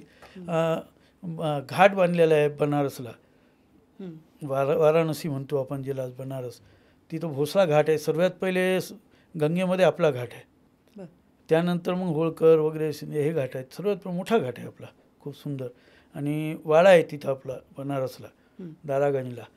तर हे सर्व त्यांनी त्यावेळेस ते निर्मिती केल्या मंदिराच्या. मीनाक्षी मंदिराला सुद्धा त्यांनी त्यावेळेस जीर्णोद्धार करून मदत केलेली आहे. आणि मथुराईमधलं मीनाक्षी मंदिर. आणि इथं अजून पुन्हा हमला व्हायला नाही पाहिजे म्हणून ह्या मंदिरात जेव्हा जीर्णोद्धार केला, कोणार्कच्या सूर्यमंदिराचा जीर्णोद्धार केला आहे. ओरिसा. ओरिसामधनं ते मंदिर म्हणजे हमला होते म्हणून त्या पहाडाच्या मातीमध्ये दाबून दिलं होतं मंदिर. कारण त्याची एक कहाणी आहे की त्याच्यावरती जे मोठं चुंबक होतं तिथे बरेच अट्रॅक्ट करायचे जहाज तेच होतं ना. आणि ते ब्रिटिश मग त्यांनी काही भाग चुंबकाचा चोरून घेऊन गेले. हो, तर ते ब्रिटिश पिरियडमध्ये झालं. पण आपण जेव्हा उत्खनन केलं तेव्हा होतं ते पूर्ण उत्खनन केलं. ते 2 गरुडखांब होते. तिथला एक गरुडखांब आणून ओरिसाला लावला आहे. त्याला अरुणस्तंभ म्हणतो आपण. आणि अजूनही आहे तो. हां, तो ओरिसाला अरुणस्तंभ आहे आणि इथं बी आहे. आणि आम्ही मागं कोणार्कला गेलो, आम्हाला माहिती होतं. कोणार्कला बी आहे. 2 होते, एक तिथं आणला, एक कोणार्कला आहे. आणि आम्हाला माहिती होती हिस्ट्री, पण आम्हाला ऐकायचं होतं की आजकालची हिस्ट्री ते तर सांगतात ना, ते काय सांगतात पण जास्ती उल्लेख करत नाही. पण तो सांगते भोसले, पण त्यांना हे भोसले नाही, ते शिवाजी महाराज समजतात. हो, म्हणूनच मी सुरुवातीला शिवाजी महाराज भोसले आणि रघुजीराजे भोसलेंचं रिलेशन पण ते मंदिराचं वगैरे सगळं रघुजी महाराजने केलेलं आहे. आता भोसले म्हटलं नॅचरल आहे, छत्रपती शिवाजी महाराजाचं ते आहे. ते म्हणतो शिवाजीराजे भोसले आणि हे किया आहे. पण रघुजी महाराजांनी हे सर्व मंदिरं जे आहे होरीचा आहे, कारण हे इकडचा भाग हा रघुजी महाराजाच्या ह्याच्यामध्ये होता. आणि after Shivaji Maharaj 3rd generation म्हणजे रघुजी महाराज. बरं, छत्रपती ही उपाधीच आहे ना? छत्रपती ही गादीवर त्यांना पदवी आहे. तर ही पदवी रघुजी महाराज आपल्याला कधीही जोडत नाही. नाही, हे कसं झालं की आपलं राज्य एवढं मोठं झालं की जे शिवाजी महाराज स्वराज्याची कल्पना केली होती ती पुरी कल्पना मुख्य स्वरूपात आणली म्हणून आपण रघुजी महाराजांनी. कारण शिवाजी महाराज गेल्यानंतर संभाजी महाराज ज्या प्रकारे हे करण्यात आली तर खूपसं मॉरल लोकांचं हे होऊन गेलं होतं. पण पुन्हा रघुजी महाराजांनी तेवढं मोठं हे उचललं तर त्यांचा अभिषेक झाला महाराजा छत्रपती म्हणून. महाराज छत्रपती म्हणून सेम लाईक सम्राट. छत्रपती महाराजांचा म्हणजे शिवाजी महाराजांचा नाही, महाराजा छत्रपती म्हणजे छत्रपतीपेक्षा मोठे अभिषेक झाला सम्राटच्या लेनचा. पण रघुजी महाराजांनी अभिषेकाचा विरोध केला. पण सर्व म्हणे एवढं मोठं साम्राज्य तुम्हाला ही टायटल नाही राहील तर तुमची भीतीच नाही राहणार. मग तो कळवला, पण तिने हे म्हटल्यानंतर मी हा लावून घेणार नाही. अच्छा, म्हणजे लोकांच्या आग्रहाखातर अभिषेक करून घेतला. पण छत्रपती ही उपाधी लावली. महाराजा छत्रपती दोन्ही नाही लावणार मी. बरं, महाराजा लावीन तर महाराजा नावाच्या मागं छत्रपती हे म्हणून मी वापरणार नाही. ऑलरेडी आमचे एक छत्रपती आहे आणि त्यांच्याच प्रेरणेने आम्ही हे सर्व एवढं केलेलं आहे, जे की शिवाजी महाराज. हां, म्हणून छत्रपती म्हणून मान मी लावून घेणार. म्हणून आमच्या याला श्रीमंत राजे रघुजी महाराज भोसले नावाच्या नंतर महाराज लावले आणि महाराज भोसले अशी त्यांनी त्यावेळेस आपले लावून घेतलं. पण गॅझेटमध्ये ब्रिटिशांच्या गॅझेटमध्ये सगळीकडं ती टायटल तीच आहे. म्हणजे रघुजी महाराज सुद्धा कायम छत्रपती शिवाजी महाराजांनाच आपलं बरोबर आहे. कारण की सैनासाहेब सुभा जे पद पहिलेपासून होतं ते रघुजी महाराजाला बी कायम केलं शाहू महाराजांनी. आणि ते कायम राहिल्यानंतर पुन्हा आमच्या 4 पिढीपर्यंत ते आलं. तर ह्यांनी ते स्वीकारलं नसतं ना. आता मी स्वतः राजा झालो, तुम्ही तिथलं आता कशाला हे करू. बरोबर. पण त्या गादीचा मान शिवाजी महाराजांनी बनवलेलं ते पद, त्याची एक अभिमान हा त्या घराण्यांनी बाळगला. सम्राट एकच असू शकतो. इथं राजे असले, इथं स्वयंभू राजे झाल्यानंतर बी तिथं ते सैनासाहेब सुभाष राहिले. जेव्हा बी तिथून काही संकट आलं किंवा आदेश आले, नागपूर राजधानी झाल्यानंतर बी शाहू महाराजांनी त्यांना कर्नाटकच्या मोहिमेवर पाठवलं. आमच्या तंजावर घरांना आहे त्यांच्या मदतीसाठी. त्यावेळेस जाऊन त्यांनी ती मोहीम फतेह केली. म्हणजे तिथून आदेश आल्यावर त्याला बी आपलं छत्रपतींचा आदेश म्हणून तो मान्य केला. आणि हेच एक नागपूरच्या भोसल्यांचं एक मोठं म्हणतो आपण कामगिरी राहिली, मोठेपणा आहे. आणि तो असायला पाहिजे. बरोबर. कायम सम्राट एक असतो म्हणून त्यांनी छत्रपती न लावता महाराज असं केलं. बरं, ओडिसानंतर ते बंगालमध्ये गेले. आणि बंगालला अजूनही एक दहशत म्हणजे तेव्हा पण होतीच की बोरगी आले असं म्हणायचे आणि घाबरायचे लोक की मराठा हे आलेले आहे. कारण की बंगालवर 6 वेळा स्वारी झाली, 1 2 नाही 6. तिथं कसं होतं, बंगालला ब्लॅक मॅजिकचा खूप मोठा प्रकोप होता, काळ्या जादूचा. आणि ब्लॅक मॅजिकचा प्रभाव एवढा वाईट होता तिथं की 2 प्रकार असतात जादूमध्ये. जादू ही जादूच असते, पण तुम्ही तिला कशी वापरता डिपेंड. तुम्ही तिला अघोरी ह्याच्यामध्ये वापरता, ब्लॅक मॅजिकमध्ये लोकांचं वाईट करण्यासाठी वापरता, का चांगला करण्यासाठी. चांगल्यासाठी. हां. ही अघोरी ब्लॅक मॅजिक तिथं खूप जास्ती होती. तिथल्या बंगालमध्ये. राजापासून सगळे त्या मॅजिक थ्रूच आपलं काम करत होते. हं. तर ते एक बाउंड्री बांधून घेतली होती त्यांनी, आणि बाउंड्री बांधल्यानंतर काय करायची, बाउंड्रीच्या बाहेर त्यांचे सैनिक यायचे, हं. जान जवान मुलींना स्त्रियांना घेऊन जायचे, जान जवान माणसांना घ्यायचे, त्यांना बंधुआ मजदूर बनवायचे, स्त्रियांचं इज्जत हे करायचे आणि विकायचे. हे सर्व प्रकार होते. आणि त्यांना सोडायला कोणी जर आतमध्ये गेलं तर बाउंड्रीच्या आत गेलं तर रक्ताच्या उलट्या वगैरे करून मरायचे ते. म्हणजे अशी बाउंड्री त्यांनी बांधली होती. हं, हं. मग हे सर्व झालं, यांचं नाव ऐकलं आणि त्यांनी मदतीला शेवटी ते लोक इथं आले. आणि रघुजीराजांना मदतीला बोलवलं पण हां. होतं त्यांनी. तर रघुजीराजांनी मदत केली. हं. एकदा दोनदा ते थांबले. आणि त्याच्यामध्ये काय होतं की त्याला त्या राजाला एक मोठा सपोर्ट होता ब्रिटिशांशी. बरं. ब्रिटिश हे इंडियामध्ये आले होते व्यवसायासाठी, आणि कारखाने होते त्यांचे तोफ बनवण्याचे, तलवारीचे, आणि सर्व राजे घ्यायचे. म्हणून बऱ्याचशा आपल्याला जर जुन्यामध्ये सापडतील तर मेक त्यांचे असायचे, हं, हं. म्हणजे जर्मन आणि हे ते. त्यामुळं ते शस्त्र तिथं कारखाना सर्वात मोठा इंडियाचा कलकत्त्याला होता, आणि त्याची रेव्हेन्यू बी राजाला भेटायची, आणि त्याचं प्रोटेक्शन आणि शस्त्र, त्यामुळं तो थोडासा जास्ती हे होता. आणि एकदा केल्या रघुजी महाराजांनी, मग तो हारल्यानंतर तो म्हणली बा ठीक आहे, आम्ही तुमचं आधिपत्य स्वीकारतो, तुम्हाला आम्ही एवढी एवढी रेव्हेन्यू देत जाऊ. आणि मग जायला लागायचे 1 महिने, 4 ते 5 महिने घोड्यावर. युद्ध करून यायला पुन्हा 4 ते 5, म्हणजे 1 ते सव्वा वर्षाचा पिरियड जायचा. हं. तर एकदा झालं, मग ते वापस आल्यानंतर 5-6 महिने त्यांनी बंद केलं. त्याला वाटलं का वापस येईल, पुन्हा हे गेले. असे 3 वेळा 4 वेळा रघुजी महाराजांनी त्याच्या खंडण्याला 4 वेळा त्यांनी बंद केलं, 4 वेळा हमला केला आहे. आणि हमला करताना मग काय केलं, 2दा त्याला केला, पण तिसऱ्यांदा त्यांनी ब्रिटिशाच्या छावणीवर हमला केला की हे त्याला मदत पुरवतात. हं. तेव्हा ती लुटली. त्यांचे ते शस्त्र काही आपण आधुनिक शस्त्र आपल्याकडे आले लांब पल्ल्याचे वगैरे. हं, हं. पुन्हा 4th टाईम त्यांनी तेच केलं, दोघांना बी हे केलं. मग रघुजी महाराज गेल्यानंतर रघुजी महाराजचे पुतणे, ते आता आमच्या इथे एक उत्सव होतो गणपतीचा, बरं. सेकंड गणपती, हां. हळपक पितृपक्षातले गणपती. गणपती, अच्छा. तो त्यांनी सुरू केला आहे. बरं. त्यांना चिमणा बापू म्हणून बंगालच्या लोकांनी टायटल दिली होती, हं. खंडोजी राजे. ते चिमणा बापू याच्यासाठी की आपण लहानपणी चिमणी आणि हे पाहिलं असं ना, मेल फिमेल. हो, चिमणा चिमणी. हां, तर आपण घरी जर राहिलो हं. तर आपल्याला केव्हा माहिती पडायची की इथं घर बनवलं, नाही, पण तेव्हाच नंतर माहिती दिसायचं. पडायचे. हां.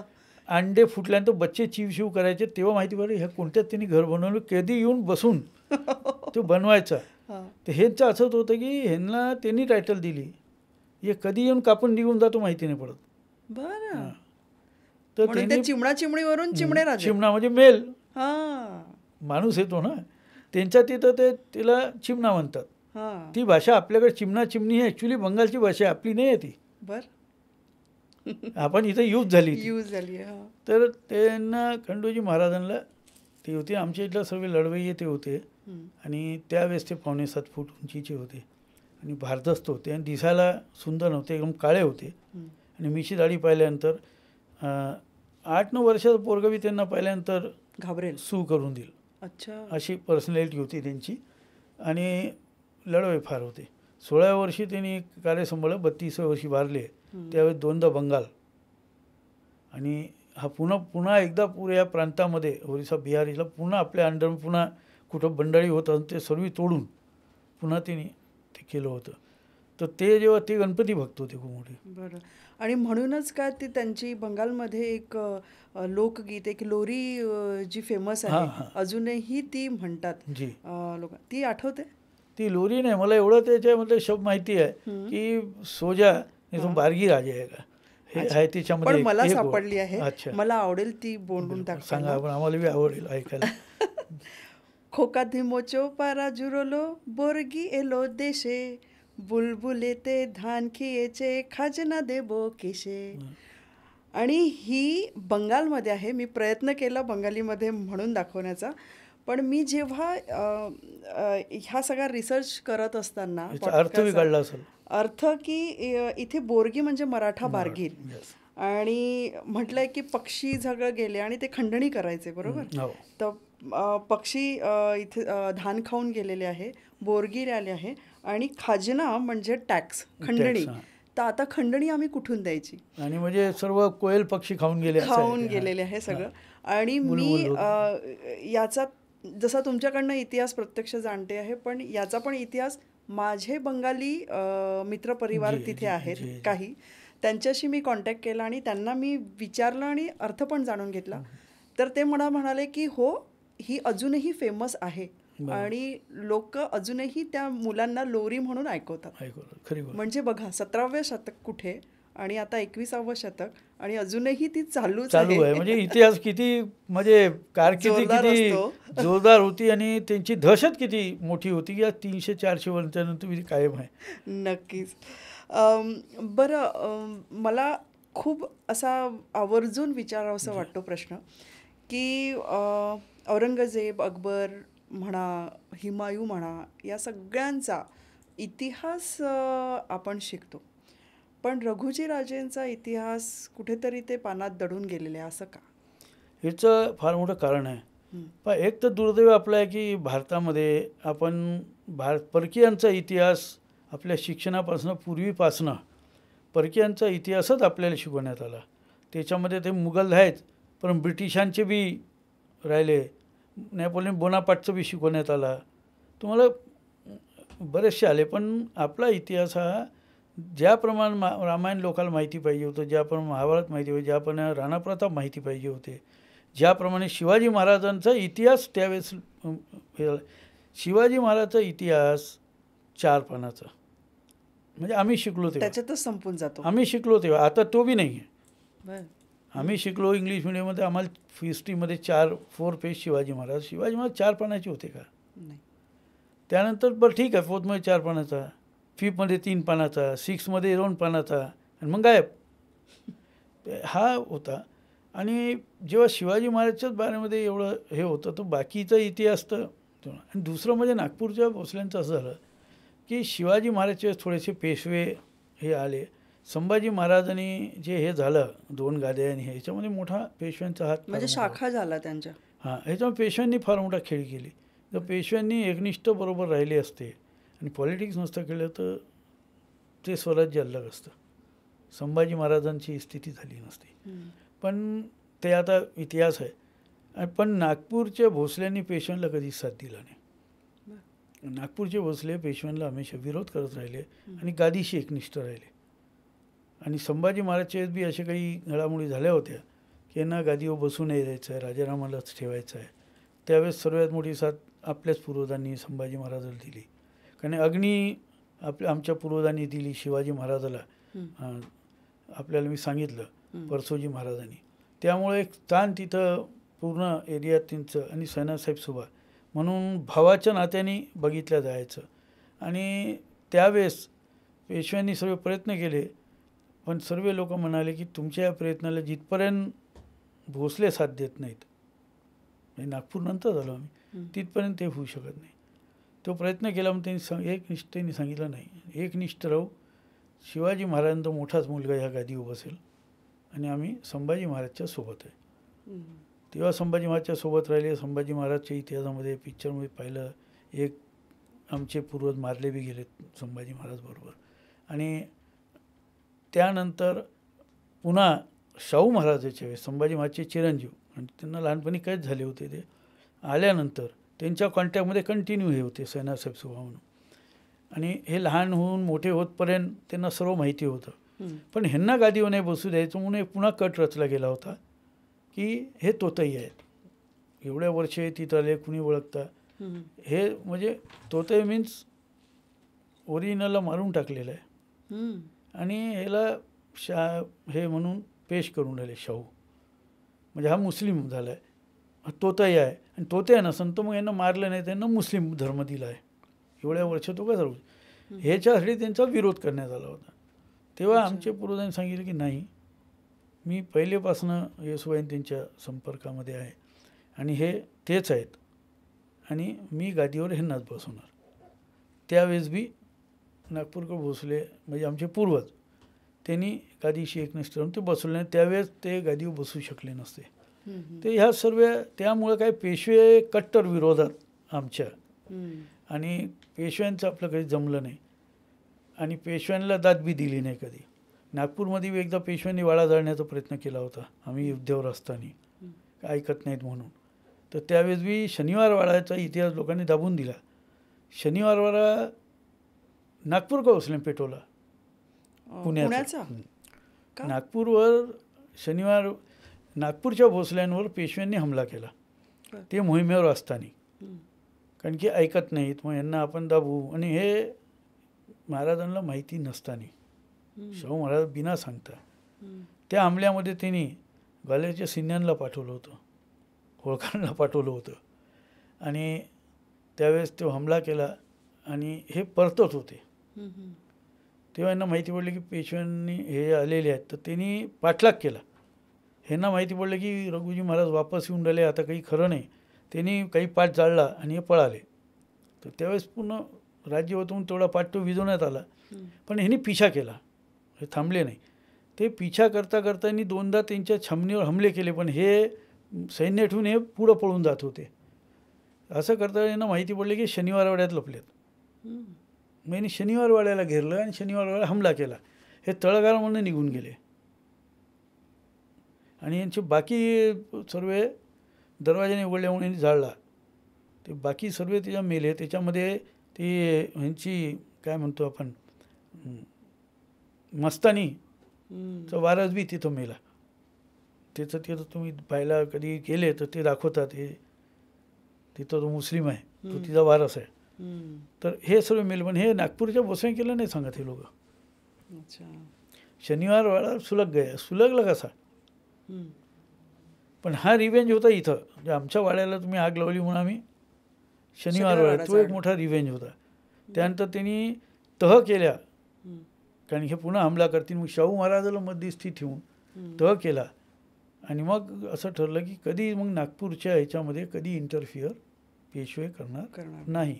पण मध्ये करत राहिले ते. पण ते पेशव्यांचं जमले नाही म्हणून आम्ही तिकडून आल्यानंतर तिकडचा इतिहास हा त्यांनी पुढे येऊ नाही दिला. तिकडची जी कारकीर्द आहे ते त्यांनी दाबून ठेवली.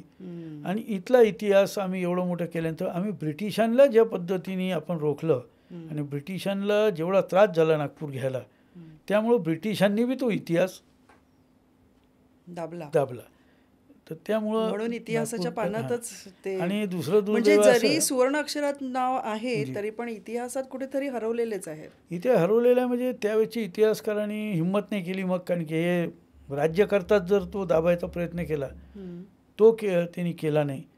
पण साक्ष असते की 100 वर्षांत तुम्ही आवाज देते. त्याप्रमाणे ह्या जे मंदिरं बाकी जे केलेलं काम आहे, आता ईश्वराचं एक चक्र फिरतो आणि मग ते पुन्हा एक कुठून तरी मांडलं ना आपल्याला. एवढं मुघल वगैरे आणि ते शिवाजी महाराज आले नाही, एवढं मोठं झालं. त्याप्रमाणे पण नागपूरचं भोसल्यांचा इतिहास आहे. जगन्नाथपुरीच्या रथयात्रेमुळं म्हणा की बाकी देवस्थानामुळं कुठं ना कुठं लोकांमध्ये आता पुन्हा तो उत्साह आणि ते हे झालेलं आहे. बरेचसे इतिहासकारांनी बी काही इतिहास चांगला येतो, काही जसं आपण म्हणतो की आजकाल मोबाईलवर ते बनतात, काही कुणी शॉर्टमध्ये सांगायला बराचसा गायब करतात. काही इतिहासकारांनी संदर्भ दिला की हे भोसले आणि शिवाजी महाराजचं काही संबंध नाही. हे असं खूप तफावत बऱ्याच. पण दोन्ही एकच आहेत. पण काही प्रयत्न परत इतिहासात त्यांचं नाव आणण्याचा प्रयत्न चालू आहेत आमच्याकडनं, तो पूर्ण चालू आहे. आणि गव्हर्नमेंटने बी आता मागे आता वाघनखे आल्या, त्याच्यामध्ये एक पुस्तक प्रकाशित केलं आहे. त्या पुस्तकावर रघुजी महाराजांचं बी त्यांनी दिलेलं आहे. आणि त्याच्यामध्ये दिलेलं आहे की त्यांनी रघुजी महाराजांनी नागपूरवरनं काही शस्त्र पाठवले साताऱ्याला आणि त्या शस्त्रामध्ये अग्निबाण पाठवलेले आहे. म्हणून तो गव्हर्नमेंट गॅजेटमध्ये बी तो रेकॉर्ड आहे की नागपूरचे भोसले अग्निबाण वापरतो. आणि ते पाहून शाहू महाराज एवढे खुश झाले की अशा प्रकारचं बी रघुजी राजेंनी हे तयार केलं शस्त्र. तर तो एक उल्लेख आहे. आणि इतिहास बराचसा आता मंदिराच्या आणि ह्याच्यामार्फत चालू आहे. मध्ये मी लेख दिला होता मठामध्ये. त्या लेखामध्ये बी त्यांनी एक चांगला 3-3.5 महिन्यात तो लेख चालला. बराचशी त्याच्यामध्ये मी माहिती दिली आणि इतिहासाच्या बऱ्याचशा माहिती देतो आहे. लोकांना हे नाही माहिती की छत्तीसगड आज म्हणतो, ते छत्तीसगड नावच आमच्या पूर्वजांनी दिलेलं आहे. रघुजी महाराजचे 3ऱ्या नंबरचे चिरंजीव ही जेव्हा राजधानी व्याप वाटला तर 4 मुलांना 4 भाग वाटून दिले. जानोजी राजेंना इकडचा दिला, मुधोजी राजेंना पुन्हा चंद्रपूर तिकडचा भाग दिला आणि यांना आपल्या भीमाजी महाराजांना मध्य प्रदेश छत्तीसगड भाग दिला. असा देऊन आणि संभाजीराजांना पुन्हा पुढचा भाग म्हणजे मोठा विस्तार आहे थोडं थोडं हे करा. तर भिंबाजी राजांनी रतनपूरला 18 गड होते आणि रायपूरला 18 गड होते आणि 18 गडाचे छोटे छोटे राजे होते. ह्यांना त्यांनी म्हटलं काही थोडेसे राजे म्हणतो आपण अन्याय वगैरे करणारे होते, त्यांच्याशी युद्ध केलं, बाकी यांच्यासोबत आले आणि ह्यांना सर्वांना आपल्या अधीन घेऊन हे 18 गड आणि हे 18 गडाचं राज्य एक केलं. 2 राज्य होते एक आणि राजधानी हे होती रतनपूर. त्यामुळं त्यांनी रतनपूर आणि रायपूर हा एकत्र करून 18 आणि 18 ह्याचं छत्तीसगड हे नाव दिलं. हे नाव देणारे जनकच ते आहेत. बरं. आणि तुम्ही हा जो इतिहास जाणून घेण्याचा प्रयत्न कसा करता? म्हणजे वाचन आहे किंवा आजी आजोबांकडनं युजली ऐकतात, तुम्ही कसा प्रयत्न करता? इतिहासाचं कसं आहे की थोडंसं तर आपल्या पूर्वजाकडनं तो वारसा आला आणि आमचं एक नशीब चांगलं की आमचे आजोबा 90 वर्षापर्यंत 92 वर्षापर्यंत होते आणि जवळपास 20 वर्षाचा तो मी होतो. ते म्हणजे समज होती. तर त्यांच्याजवळ बसले की ते सांगायचे आणि इतिहास काही त्यांच्याकडनं बी जाणला, आमच्या आजींकडनं बी इतिहास जाणला, वडिलांकडनं जाणला. पण खरं श्रेय मी देतो या त्रिशताब्दीला. हे जे 30 शताब्दी चुकीचे करण्याचा प्रयत्न झाला होता नागपूरला, त्याचा विरोध मी एकट्याने केला होता. त्रिशताब्दी काय आहे? त्रिशताब्दी वर्ष नागपूरला राजधानीला 300 वर्ष झालेले हे सेलिब्रेशन त्यांनी केलं होतं. ह्याला मी विरोध केला. का? कारण की जर पाहिलं 1735 रघुजी महाराज राजधानी तर 2035 व्हायला पाहिजे. ह्यांनी गोंडांची राजधानी म्हणून त्याचा केला. मी सिद्ध केलं की गोंडांची राजधानी नागपूर नव्हतं, देवगड होतं. ज्या ठिकाणी अभिषेक होतो राजाचा ती राजधानी होते. हो, आणि नागपूरलाच झाला. आणि मी त्यांना नागपूरला त्यांचा अभिषेक नाही झाला कधीच गोंडांचा, देवगडाला रघुजी राजा. हां, पण ह्यांनी गोंडांनी राजधानी बनवली म्हणून ते 300 वर्ष त्याच्यावर मी ऑब्जेक्शन घेतलं. कारण तिथं जर नसतं घेतलं तर रघुजी महाराज अजून बी इतिहास पडद्याचे अजून मागं गेले असते. तो केल्यामुळं खूप पेपरबाजी झाली, मला खूप सपोर्ट आला. इतिहासकारांनी खास करून पुढाकार घेऊन मला सपोर्ट केला आणि त्यामुळं काय झालं की थोडं रघुजी महाराजांनी हे आमचं थोडं बाहेर निघालं मोठ्या आणि त्यासाठी मी अभ्यास खूप केला. तर त्यासाठी काय झालं की मला एक ती जिद्द म्हणतो ना आपण, काहीतरी चुकतंय. आपल्या घराण्याचा एवढा मोठा इतिहास आपल्याला सांगितला, इथं काहीतरी चुकतंय. राजधानी भोसल्यांनी बनवली, ह्याच्या पहिले राजधानी होती, 1000 वर्षा पहिले राजधानी होती नागपूर. नागपूर ही राजधानी फार ऐतिहासिक आहे. देव लोकाची राजधानी नागपूर राहिलेली आहे, नाग लोकाची राजधानी नागपूर राहिलेली आहे. मला वाटतं नाग नदीला पण नाव नागवळी मोळी आहे ती म्हणून. नाग लोकाची राजधानी नागपूर राहिली, देवगडची राजधानी नागपूर राहिली आहे. देवगड राजाचा इतिहास मोठा आहे. त्यांची तुम्ही 1000 वर्ष 2000 वर्ष 500 वर्षच नाही करून राहिले, एकदम 300 वर्षामध्ये करून राहिले तुम्ही. त्याला इतिहासाचा हे बी नाही आहे, म्हणजे ठोस पुरावा नाही. मग त्यानंतर राजधानी रघुजी महाराजांनी केली. ही गोंडांची उपराजधानी होती, कारण त्यांच्या काही झोपड्या तेव्हाच राणी रतनकोरनी दिली. कोणी आपली राजधानी भेट देते का? कसं देईल? त्या मुलाचा जेव्हा राजाभिषेक करून मांडीवर बसवलं देवगडला, त्यासाठी देवगडला राज्याभिषेक केला, मग तो तिथला राजा झाला. आणि राणी जर भेट देते वस्तू तर राजधानी देईन का? हे सर्वसाधारण त्यावेळेस थोडंसं आपण काय म्हणतो कास्टिजमच्या हिशोबाने ते झालं होतं, त्याच्यामध्ये जास्ती नाही. पण मी त्याचा विरोध केला आणि एक प्रकारे ते मी म्हणतो बरं झालं तो उत्सवाच्या. कारण मला इतिहास माझ्या घराण्याचा आणि इतरतलं म्हणजे आमच्यासोबत तेवढाच शिवाजी महाराजच्या इतिहासामध्ये मी घुसलो, मी शाहू महाराजच्या इतिहासापर्यंत पोहोचलो की आम्ही कुठून कसे राजस्थान कसे आलो, इथून पूर्ण माहिती काढली. पर्सनल इतिहासकार मी होऊन गेलो त्या ह्याच्यामध्ये आणि माहिती काढली. मी त्याची पुस्तकं काढली, आमच्याजवळचे काही लिखाण वाचले, कारण तेव्हा एवढी इच्छा नाही. मग काही नागमोडी होते, काही देवनागरी लिपी होती, काही संस्कृत, ह्यांना मी ट्रान्सलेट बोलवले, यांच्याकडनं मी ते करून घेतले. आणि हे सर्व करत करत करत मी संपूर्ण इतिहास हा काढला. मग आपली राजधानी कुठं कुठं होती, कशी होती, काय, हा सर्व भाग मी काढला. आणि आता लँग्वेज म्हणता तुम्ही, तर तुमची लँग्वेज कुठली, भाषा कुठली? नाही, मी मराठी. मराठीच म्हणजे. आणि रघुजी राजेंची सर्व मराठीच. मराठीच. कारण की कसं आहे, मराठी भाषाच आपली मराठी म्हटल्याने तिकडं मराठी भाषाच राहिली. हां, आता प्रत्येक राज 2-3 लँग्वेज येतं जाण्याचे त्या हिशोबाने. संस्कृत हे तर सर्व राज्याला यायचंच. हो. देवनागरी बी काही काही लोक वाचून घ्यायचे. देवनागरी ही लिपी आहे ना? लिपी आहे ती वाचायची, लिपी वापरायची, पण भाषा यायच्या. तर त्यामुळं कसं झालं की मराठी नंतरनी मग आम्ही इकडचं झाल्यानंतर आमची मराठी बिघडली.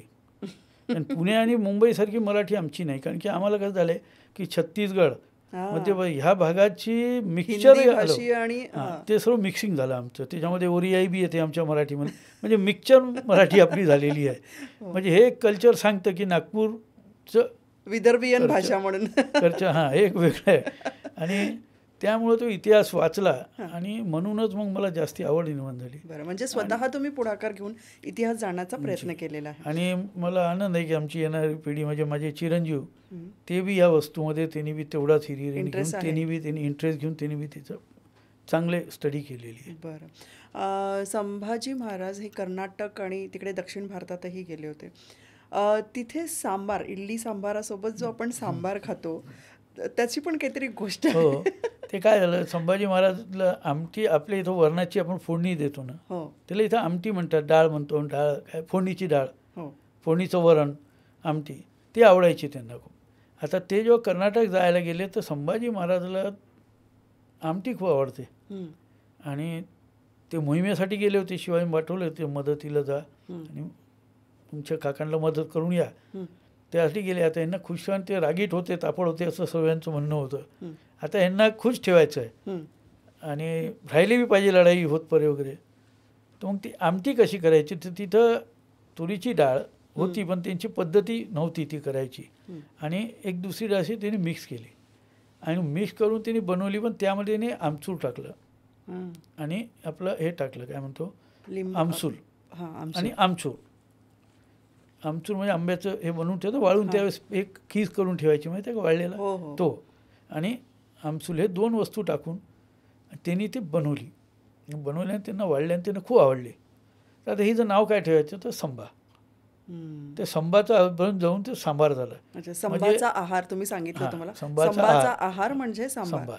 आणि त्यामुळं कसं झालं की तो सांबार आज पूर्ण वर्ल्डमध्ये फेमस आहे. हो, पण तो सांबार कुणाच्या नावाने झाला, कुणासाठी झाला हेच लोकांना माहिती नाही. आणि तो इतिहास आज आपल्या पॉडकास्टच्या माध्यमातून लोकांपर्यंत पोहोचणार आहे. असे खूप भाग आहेत भारताचे जे लोकांना माहिती होणं आवश्यक आहे. बरोबर. इतिहासकारांना मी आवाहन करतो की तो आपल्या मार्फत की हे इतिहास आपण बनवतात, त्याबरोबर हाही संस्कृतीचा बी इतिहास एक झाला पाहिजे. आता आपण शेवटाकडेच वाढलो, पटापट थोड्याशा गोष्टी आपण घेऊन घ्या की राजमहल आपला आहे, तर त्याच्यामध्ये काही रहस्य आहे का राजमहलात अजूनही? रहस्य म्हणजे राजमहालामध्ये तळघर आहे, आता सध्या बंद आहे, पण हे तळघर इथून रामटेकपर्यंत निघत होतं. बापरे. आणि घोड्यावर बसून जाता येत होतं. अच्छा. मोठं. आम्ही लहानपणी आम्ही म्हणजे बऱ्याच प्रमाणात आम्ही लपाछुपीमध्ये जात होतो तळघरात. आता काय झालं, हो, पण खूप लांब नाही गेलो, पायऱ्या होत्या उतरून, काही उतार होता, असं उतरून आम्ही थोडं गेलो. आमचे रोखायचे, आमचे जे स्टाफ होता किंवा आमचे वडील सांगायचे जाऊ नका, साप असतात. म्हणजे तळघरामध्ये नंतर काय झालं की कालांतराने वापर कमी झाला, साप, विंचू, काटे हे प्रमाण जास्ती झाले. आता राजमहालाला किती वर्ष झाली आहेत? राजमहालाला आपल्या स्थापनेपासून ते 1735ला झालेला आहे. हा राजमहाल तोच आहे, रिमेनिंग पार्ट. बरं. फक्त त्याला रिपेअर करण्यात आला. पण त्याचं मेंटेनन्स कसं करता? मेंटेनन्स आता चालत राहतं सर्व. आता कारागीर आमच्या इथं लागूनच असतात वर्षभर. वाडी कारागीर हे लागूनच असं कुठं ना कुठं ते चालू असतं, कारण ह्या भिंती आहेत दगडाच्या आणि त्याला जे कोटिंग आहे ते सिमेंट प्लास्टर, चूनखडी आणि असे मिक्स आहे. आणि हे कुठं खचलं तर ते बनत, तिथं सिमेंट मारायचं असलं की सिमेंट वाजून घेऊन पडतं. तर त्या हिशोबाने मग त्याची पुताई वगैरे करायसाठी ते कंटिन्यू लागून आहेत, जुने लोक कारागीर लागून राहतात. बरं. राजवाड्यात अशी एखादी जागा जी तुम्हाला अट्रॅक्ट करते? राजवाड्यात एखादी जागा अट्रॅक्ट करणार म्हणजे आमचं देवघर. अच्छा. राजवाड्याला लागून राजवाड्याचाच पाठ आहे, पण देवघर आमचं असं आहे शांत, आणि ते बी 300 वर्ष जुनं आहे. त्यामुळं तिथं बसलं की एक आत्मीय शांती राहते. आणि कधी थोडं राहिलं की माझे वडील माझे गुरु, मग थोडंसं त्यांच्या रूममध्ये या, त्यांच्या फोटो, ते एक रिलॅक्सिंग पार्ट्स आहेत. बरं. आणि तुमच्या नंतरच्या पिढीला जेव्हा तुमचा इतिहास सांगत असतात तर त्यांना बंधन वाटतं का कुठल्या गोष्टीचं? नाही, बंधन आता आपण ज्या फॅमिलीत आहोत त्याचं बंधन थोडं राहतंच. आणि असलं बी पाहिजे. नाही तर मग कॉमन आणि ह्याच्यामध्ये रिस्पेक्ट तो जाणारच. आज तसे बी आता राज्य राहिले नाही, नाही. पण तो एक रिस्पेक्ट लोकांच्या मनामध्ये अजूनही आदर आहे, आहे. म्हणजे अजूनही लोक तुम्हाला महाराज म्हणतात म्हणजे तो रिस्पेक्ट तर आहेच. तो आदर आपण ठेवायला पाहिजे आणि त्यासाठी थोडंसं तो मेंटेन का मी सहसा असं तुम्ही कुठेही म्हटलं तसं जाऊन खाणं बसणं हे एक थोडंसं प्रॉब्लेमॅटिक होते. आता कॉलेज आणि शाळेच्या टाईम चालत होतं, पण जसं आपण त्या लेवलला येतो, वडील गेल्यानंतर आपल्याला तो दर्जा येतो, दर्जा येतो. त्यानंतर मग ते मेंटेनन्स आपल्याला करावंच लागतं. बरं. आणि आता कारण इतकी जनरेशन गॅप आहे, तर तुमच्याकडे सुना असतील, मुलं आहेत, तर ऑब्वियस सुना वगैरे आल्या तर, किंवा नवीन अजून जनरेशनला एक असतं की राजपरिवारातच नवीन संबंध जोडायचे, असं काही आहे की दुसऱ्या याच्यातही हो, गेलेले नाही आहेत? सहसा सोयरीक जुळवणं ज्याला सहसा म्हणतात. रॉयल फॅमिलीमध्येच पाहतो आम्ही. बरं. मग रॉयल फॅमिलीवर नुसते राजेच नाही, सरदार, सेनापती हे सर्व रॉयल फॅमिलीमध्ये काउंट होतात. बरं. एक बॅकग्राऊंड आपण पाहिलं सहसा आपण तेच बघतो. पण थोडंसं आता कसं आहे की फॅमिली बॅकग्राऊंड बी बघतो आम्ही, पण थोडंसं थोडं बहुत खालीवर असं चालतं, पण वेल सेटल्ड. आणि थोडं आता कसं आहे, पूर्ण जुन्या ठऱ्यामध्ये राहण्यापेक्षा थोडंसं मिक्स पाहिजे. कारण तेच तर कसं होऊन जाते, एक कल्चर नवीन शिकायला मिळत नाही नाही, मग. कल्चर बदलतं. शिकलं नाही, पण त्या कल्चर आपण कोणत्या दृष्टीने पाहतो. आता लोक काय करतात, हे बॅकवर्ड आहेत. हां.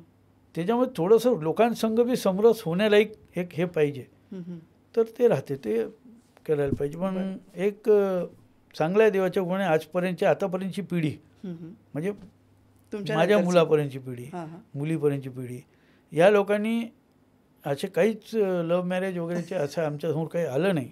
हां. आणि तुम्ही पण असता तर विरोध असता तुमचा? तुम्ही बघा, तुम्ही करा. नाही, हे बघा असं असतं, विरोध नावाच्या हिशोबाने करायला बी पाहिजे, पण आम्ही तेवढी बी ऑटोडे नाही आहे. कोणी पसंत होत असेल तर मग ते आपल्या सुटेबल पहा.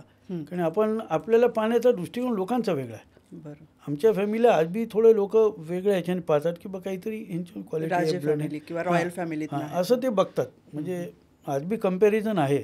आणि काही काही पेरेंट्स उदाहरण बी देतात आपल्या मुलांना. बरं. तर हे एक आहे. आणि काही मुलं तर असे मुलं मुली म्हणतात की आम्हाला राजाला बघायचं आहे, आम्ही त्यांना नॉर्मल दिसतो. बरोबर. पण आम्ही त्यांना सांगतो आम्ही नॉर्मल राहतो की त्या पहिल्याच कंटिन्यू राहू शकत नाही. दुसरी गोष्ट म्हणजे एक धारणा असते की मुकुट घातलेला राजा, माळी घातलेला राजा. पण आता ते काय झालंय की राजाचं नाटकीय रूपांतर झालेलं आहे. त्यावेळेस राजा होता, त्यावेळेस पात्र थोडी होते. आता तुम्ही पात्र सिरियल नाटकामध्ये राजे, तर ते आता लोकांना असं मजा होऊन गेली राजाची. तर त्या हिशोबाने काय त्यांना आम्ही सांगितलं की हा एक मान प्रोटोकॉल आहे. पण येतात, बघितल्यानंतर ते इम्प्रेस होतात, बघतात, आम्हाला विचारतात. जेव्हा आम्ही प्रश्न उत्तर त्यांचे उत्तरं देतो त्यावेळेस त्यांना वाटते की नाही यांच्यामध्ये काहीतरी समथिंग डिफरन्स आपल्यापेक्षा हे आहे. बरं. फॅमिलीसोबत वेळ कसा घालवता तुम्ही? आता फॅमिलीसोबत वेळ म्हणजे फार कमी घालवणं येते, मी बाहेर जास्ती असतो. पण जो बी वेळ घालवतो ते एकदम हॅपीली. आणि नातनी, मुलं, मिसेस हे बसून आम्ही एक प्लॅनिंग असते आमची अशी, केव्हा फ्री आहे 8 दिवसांनी 15 दिवसांनी, मग एक फ्री असल्यावर कमी हाफ डे हा फॅमिलीसोबत राहायला पाहिजे. मग एक थोडंसं एन्जॉयमेंट. आता शेती आहे, हे आहे, ते फार्म हाऊसला जायचं, इकडं तिकडं आपलं एक एन्जॉयमेंट करायची. पण जेवढा फावला तेवढ्या वेळात, असं स्पेशल काही हे नाही. हां, ओकेजन असतात दसरा वगैरे हे ते, तर मग ते तर सणात किंवा हे ना आम्ही आवर्जून एकत्र करतात. मेन म्हणजे 2 टाईमांना नागपूरला असलो तर प्रयत्न असतो एक टाईम तरी फॅमिलीसोबत बसून जेवण करायचं. हा एक प्रयत्न असतो प्रामाणिक, दुपारी म्हणा की संध्याकाळी म्हणा. काही स्पेशल व्यंजन असं आहे तुमच्या घराण्यात? व्यंजन भरपूर आहेत स्पेशल. त्याच्यामध्ये कसं आहे की एक मुथंजन भात बनायचा, त्याला साखर भात म्हणतात, पण तो वेगळ्या टाईपचा तो बनायचा. नॉनव्हेजमधले भरपूर प्रकार आहेत वेगळे.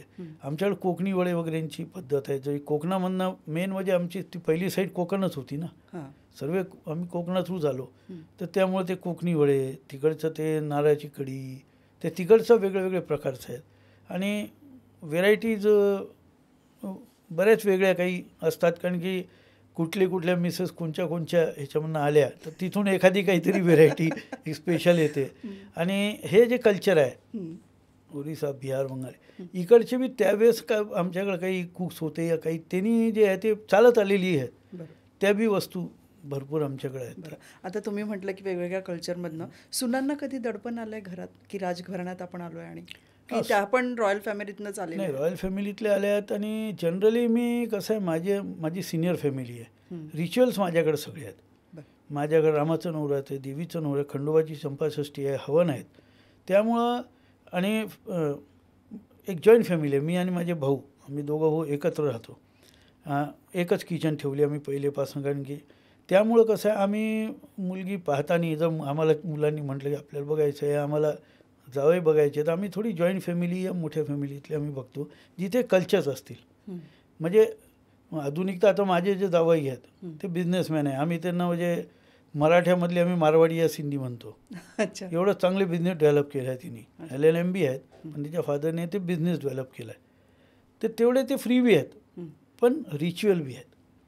त्यामुळे ते जर त्यांच्याकडे दत्ताचं आहे हे, तर ते बी आलं पाहिजे. त्यामुळं कसं राहते, दोन्ही कल्चर राहते, ते दडपण राहत नाही. आणि आम्ही तसेच सुना आणल्या तर त्यांना बी इथं थोडंसं आल्या, थोडंसं हलकं टेन्शन राहतं, ते तर सगळ्यांनाच पण राहतं. फ्री होतात. हां. 1 वर्षाचं पुरं रिच्युअल पाहिलं की एकदम कम्फर्टेबल होतात. आणि काही असं दडपण नाही. उलट त्यांना बी आहे की बाहेर गेले की त्यांना राणीसाहेब म्हणून एक वेगळा रिस्पेक्ट असतो. बरोबर. आणि सगळीकडे आता मी एवढ्या मोठ्या इंटरनॅशनल याचा मेंबर आहे लायन्सचा, पण त्या कल्चरमध्ये कुठे गेलं राजेसाहेब राणीसाहेब म्हणून तो ऑल मान ओव्हर मिळतो. महाराष्ट्र ऑल मान असतो. तर तो एक चांगली गोष्ट आहे. त्यामुळे दडपणचं काही नाही. आता लाईफ आहे, थोडे बहुत चालत असतं. बरोबर. पण असं बरं, रॉयल फॅमिलीतनं बरीच लोक राजकारणात गेलेली आहेत. तुम्हाला कधी राजकारणात जावंसं वाटलं? नाही, राजकारणात बरेच लोक गेलेले आहे. मी सोशल वर्कमध्ये आहे, मी पॉलिटिक्समध्ये राहिलेलो आहो. मी काँग्रेसच्या होतो तेव्हा राहिलो, मग शरद पवार असताना ते राहिलो, शिवसेनेत होतो मी.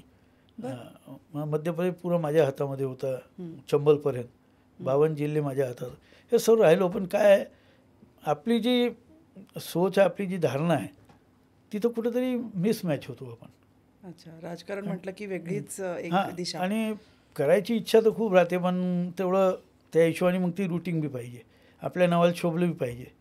तर त्या हिशोबाने ते नाही तर आपण बेस्ट आहे. आज आपल्याला कुठं काही हरकत नाही. कोणचेही आमदार असो, मंत्री असो, कुणाला बी आपलं टाईम मागितला तर इझी देतात आणि इझी वर्क होते, इझी रिस्पेक्ट देतात. म्हणून महाराष्ट्रामध्ये या सेंटरमध्ये मला काहीच प्रॉब्लेम नाही. मी फोनवर शहासाहेबाशी बोलतो, ते बी म्हणते मैं अमित बोल रहा हूँ, अशा ह्याच्यामध्ये बोलणं होते. मोदी साहेब रिस्पेक्ट देतात. आपलं रिस्पेक्ट आहे, भेटलं आणि काम झालं, आपल्याला काय करायचं ते. आणि त्यासाठी राजकारणच असायला पाहिजे? राजकारण असणं जरुरी नाही.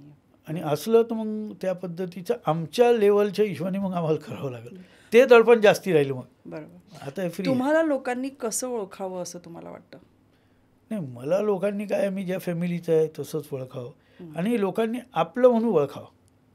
म्हणजे ठीक आहे, फॅमिलीचं एक रिस्पेक्ट आणि असताना ज्या फील्डमध्ये मी सोशल वर्क करतो तर ते एक मी माझ्या फॅमिली मेंबर समजूनच मी लोकांशी करतो. बस त्याच हिशोबाने लोकांनी मान सन्मान दिला पाहिजे आणि त्याच प्रकारे ते पाहिलं पाहिजे. नंतरही तोच मान असायला. आणि फॅमिलीने एक फार मोठं कार्य केलेलं आहे. आमचं नशीब आहे, आम्ही तिथं जन्मलो. त्या फॅमिलीचा रिस्पेक्ट राहत लोकांनी एक रिस्पेक्ट दिला पाहिजे. आमच्याकडनं तसंच कार्य घडलं पाहिजे की लोकांनी रिस्पेक्ट दिला पाहिजे. बस हेच एक आहे. तुमचा आवडता पदार्थ एखादा? मी व्हेजिटेरियन माणूस कमी, नॉन व्हेजिटेरियन जास्ती आहे. तर त्यामुळं व्हेजिटेबल सीजनल खातो. म्हणजे मटरचे मटर असं, म्हणजे हे स्टोअरवालं मला आवडत नाही. आणि फ्रोझनवालं नसतं. फ्रोझनवालं मी खात नाही. आणि दुसरं म्हणजे मी नॉन व्हेजिटेरियन, मी रोज एक टाईम तरी मला लागतं. तर त्याच्यामध्ये नॉनव्हेजमध्ये मी सर्वच प्रकार खातो, असं काही नाही. की तो राजघराण्यात मोठ्या भावाला राजकारणाची गादी वगैरे मिळते आणि तुम्ही धाकटे भाऊ आहेत, तुमचे थोरले भाऊ पण आहेत, पण त्यांचा काय रोल आणि तुमचा कसा काय? नाही, कसं आहे, ते मोठे आहेत, त्यांचा मान त्यांना आहे, तो प्रश्न आहे. आम्ही लोक जो मान सन्मान आहे तो आम्ही तो ठेवतो. पण ते पहिलेपासून कसं आहे की थोडे धार्मिक वृत्तीचे आहेत. आणि त्यावेळेस आमचे आजोबा आजी वगैरे होते, एक जरा रॉयल फॅमिलीचं जास्ती स्टेटस होतं. तर थोडं माझ्यापेक्षा ते 5 वर्षांनी मोठे आहेत, माझी सिस्टर आहे, त्यामुळं थोडेसे ते थोडंसं म्हणजे रिझर्व टाईप ते राहिले. तसं असं काही नाही, ऑफिस आहे, लोक येतात, भेटतात. पण सोशल याच्यामध्ये एवढे आले नाही. पॉलिटिकल सोशल याच्यामध्ये राहिले. मी दोन्ही तिन्ही फील्डमध्ये असल्यामुळं थोडंसं मी लोकांमध्ये जास्ती निघालं. आणि आता ते देवधर्म सर्व रिच्युअल ते सांभाळतात, हे बाकी मी सांभाळतो. अशा हिशोबाने आमची जॉईंट फॅमिली एकत्र आहे, म्हणून काही हे नाही. मोठे आहेत त्यांचा मान तो राहीलच, तो प्रश्न नाही. पण आता दोन्ही आमच्या भावांमध्ये आमचे मला चिरंजीव आहेत, पुढं त्याला सांभाळायचं आहे. त्या हिशोबाने सर्व आहे ते. मुलं सगळी इथे शिकतात की शिक्षण घेताना कुठे नाही घेतात ते? म्हणजे आम्ही 4th to 10th हॉस्टेल तर कंपल्सरी ठेवतो आम्ही मुलांना. कारण कसं आहे आमच्या वाड्यामध्ये स्टाफ आहे, एक माणसं आहेत, ते आहे, त्याच्यामध्ये थोडं बॉसिंग नेचर लहानपणापासून मुलांना वाढतं. हं. की पाणी मी राजे पाणी आणून करणार. दे, नाही राजा नाही, हां. आपल्याहून खाली म्हणजे कसं राहते आपण मला तर ते मुलं बिचारे थोडेसे हे करतील. हं, हं. या ते मुलं कधी हे करायला गेले तर त्यांचे वडील म्हणते हे ते थोडंसं एक मग त्यांना आदत लागून जातो ना, मग इथं मी पाणी राहील घेणार नाही, हां, दे सवय. अमका कर, तू आण तू जा. हं. मग 4th पासून 6th पर्यंत राहिलं तर ते 4थी ते 10वी हे हॉस्टेल याच्यासाठी पाहिजे की सर्वांशी मिळून म्हणजे आपले सर्व कमी समभाव येस भाव असं. म्हणजे आपले काही काम आपल्याला करता आले पाहिजे, इमर्जन्सीमध्ये आपल्याला काही करता आलं पाहिजे, हे जरुरी आहे, फार महत्त्वाचं. आणि तो इगो नाही झाला पाहिजे त्याच्या, हां. तो इगो आला नाही पाहिजे. त्याला म्हणून- वाटलं पाहिजे की वेळ आली तुम्ही सर्वसामान्य याच्यावर काय. ते आमच्या इथं पहिलेपासून माझे वडील बी शिवाजी मिलिटरीमध्ये होते. भोसला मी मिलिटरी कॅम्प जो आहे. शिवाजी पुन्हा शिवाजी मिलिटरी अच्छा, हायस्कूल. अच्छा. आता भोसला मिलिटरीमध्ये मग आमचे चिरंजीव होते. हं. आणि मी बी राजकुमार कॉलेज वगैरेमध्ये मी शिकून ते असे सर्व आम्ही म्हणजे ती राजेशाहीच आणि ते घमंड असं नको राहायला. हां. आणि सर्वसामान्य लोकांशी आपल्याला जुळता आलं पाहिजे, बरोबर. म्हणून 4थ्या वर्गापासूनच हॉस्टेलला हां टाकतात. हॉस्टेलला मग 12th वगैरे करायला करतात, पण सहसा 10पर्यंत 6 वर्षामध्ये बरंच काही डेव्हलप होते कारण तो वाढणारं वयच तसं आहे ते. वय तसं आहे. बरोबर बरोबर आहे. आणि तुमचा जो स्टाफ आहे तो कसा आहे? तो आमचा स्टाफ खूप चांगला आहे. काही तर 3-3, 4-4 पिढीपासूनच आहेत. अजूनही आहे? आहेत, पण आम्ही त्या मुलांना शिकवून वगैरे त्यांना आम्ही लावून देतो. हं. पण ते शिकून वगैरे आले बी तसं रिच्युअल असले की ते सुट्ट्या घेऊन येतात हं. आपल्या घरच्यासारखं. आणि रिटायर झाल्यानंतर ते म्हणतात इथंच राहायचं. हं, हं. आणि यंग मुलं येतात ते बी चांगले ट्रेन होतात कारण मी फ्री हँड देतो. त्यांच्या नॉलेजप्रमाणे आपण त्यांना डेव्हलप करायला पाहिजे. स्टाफ आहे म्हणून दाबून ठेवणं हे योग्य नाही. तर त्यामुळं सध्या तरी टचवूड की देवाच्या कृपेने माझा स्टाफ असा आहे की पेमेंटची कधीच बोलत नाहीत, फक्त महाराज तुमच्याजवळ राहायचं आहे, शिकायचं आहे. नाही त्याप्रमाणे तो स्टाफ अजून माझ्या भरपूर आहे देवाच्या कृपेने. आणि चांगला काही आहे. मुलं बाहेर जरी गेली तरी ते स्वतःचं घर म्हणून येतात. येतात म्हणाला ते बिलकुल. तुम्ही म्हणजे सांगितलं. मोठ्या मोठ्या गव्हर्नमेंट ऑफिसर्स म्हणून गेलेले आहेत आमच्या सर्वांची मुलं. कारण शिक्षण आमच्या इथे बी आता राहतात फॅमिली. मी त्यांचे ॲडमिशन वगैरे सर्व करून आम्ही शिक्षणाचा खर्च आम्हीच करतो. बरं. आणि त्याला होमवर्क इवन माझा आमचे चिरंजीव संध्याकाळी फ्री असले की आपल्या ऑफिसला पण होमवर्क करून घेतात मुलांकडे, घेऊन बसतात. हां. तर ते जरुरी आहे कारण घडले पाहिजेत. कुणी बी त्याच लेवलला कुणी राहिलं ते स्वतः वाढले मग ते स्वतःहून येतात आनंदाने स्वतःचं घर हां. समजून. आणि स्वतः आपल्या 10 लोकांना सांगतात. ते एक आपल्यासाठी एक चांगली गोष्ट आहे. रघुजी राजांनी नागपूरला सांस्कृतिक वारसा दिला आहे. संगीत कला आणि साहित्य कलाला पण. तर तो कसा काय टिकवून ठेवलेला आहे? तो पूर्ण रिच्युअल्स आपले आपण ठेवलेले आहेत. आमच्या इथं मोठा गणपती उत्सव होतो हरपकमध्ये 10 दिवस पुरा वाडा वॉटरप्रूफ मांडवाने पूर्ण ओपन असतो आणि सर्व कलाकार येतात. न्यू टॅलेंट्सला मी 2 दिवस वेगळं प्लॅटफॉर्म देतो. डान्स कॉम्पिटिशन्स वगैरे आहे.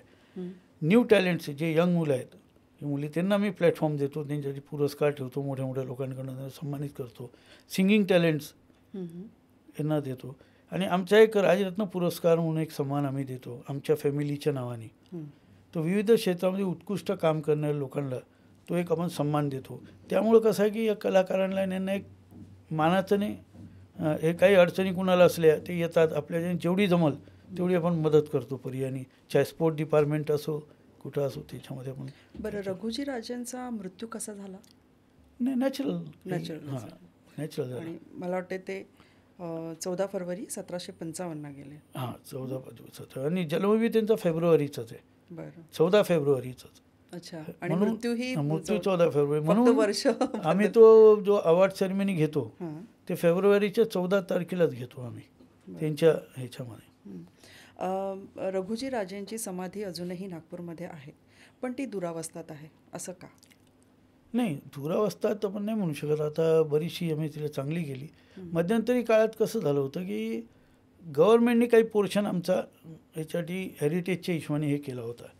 मग आम्ही केस लढलो आणि तो वापस घेतला. हेरिटेज डिपार्टमेंटनी जतन करण्यास सोडून ते स्टोन खोदून पाहणं काय आहे त्याच्यामध्ये थोडंसं हे झालं आहे. आता मी जॉगिंग पार्क बनवलं ते आमचा राजघाट आहे तो काशीवाड. जॉगिंग पार्क बनवलेला आहे. आजकाल बुजुर्ग लोक बरोबर जातात. आणि तो एरिया पहिले असा होता की तो ते सर्व जरा नागपूरचा बदमाश एरिया आपण म्हणतो त्यावेळेस, जो तडीपार आहे तो त्या नदीच्या तिकडे जाऊन लपल, तर असे लोक जाऊन त्या समाधीत लपायचे, हे राहायचं.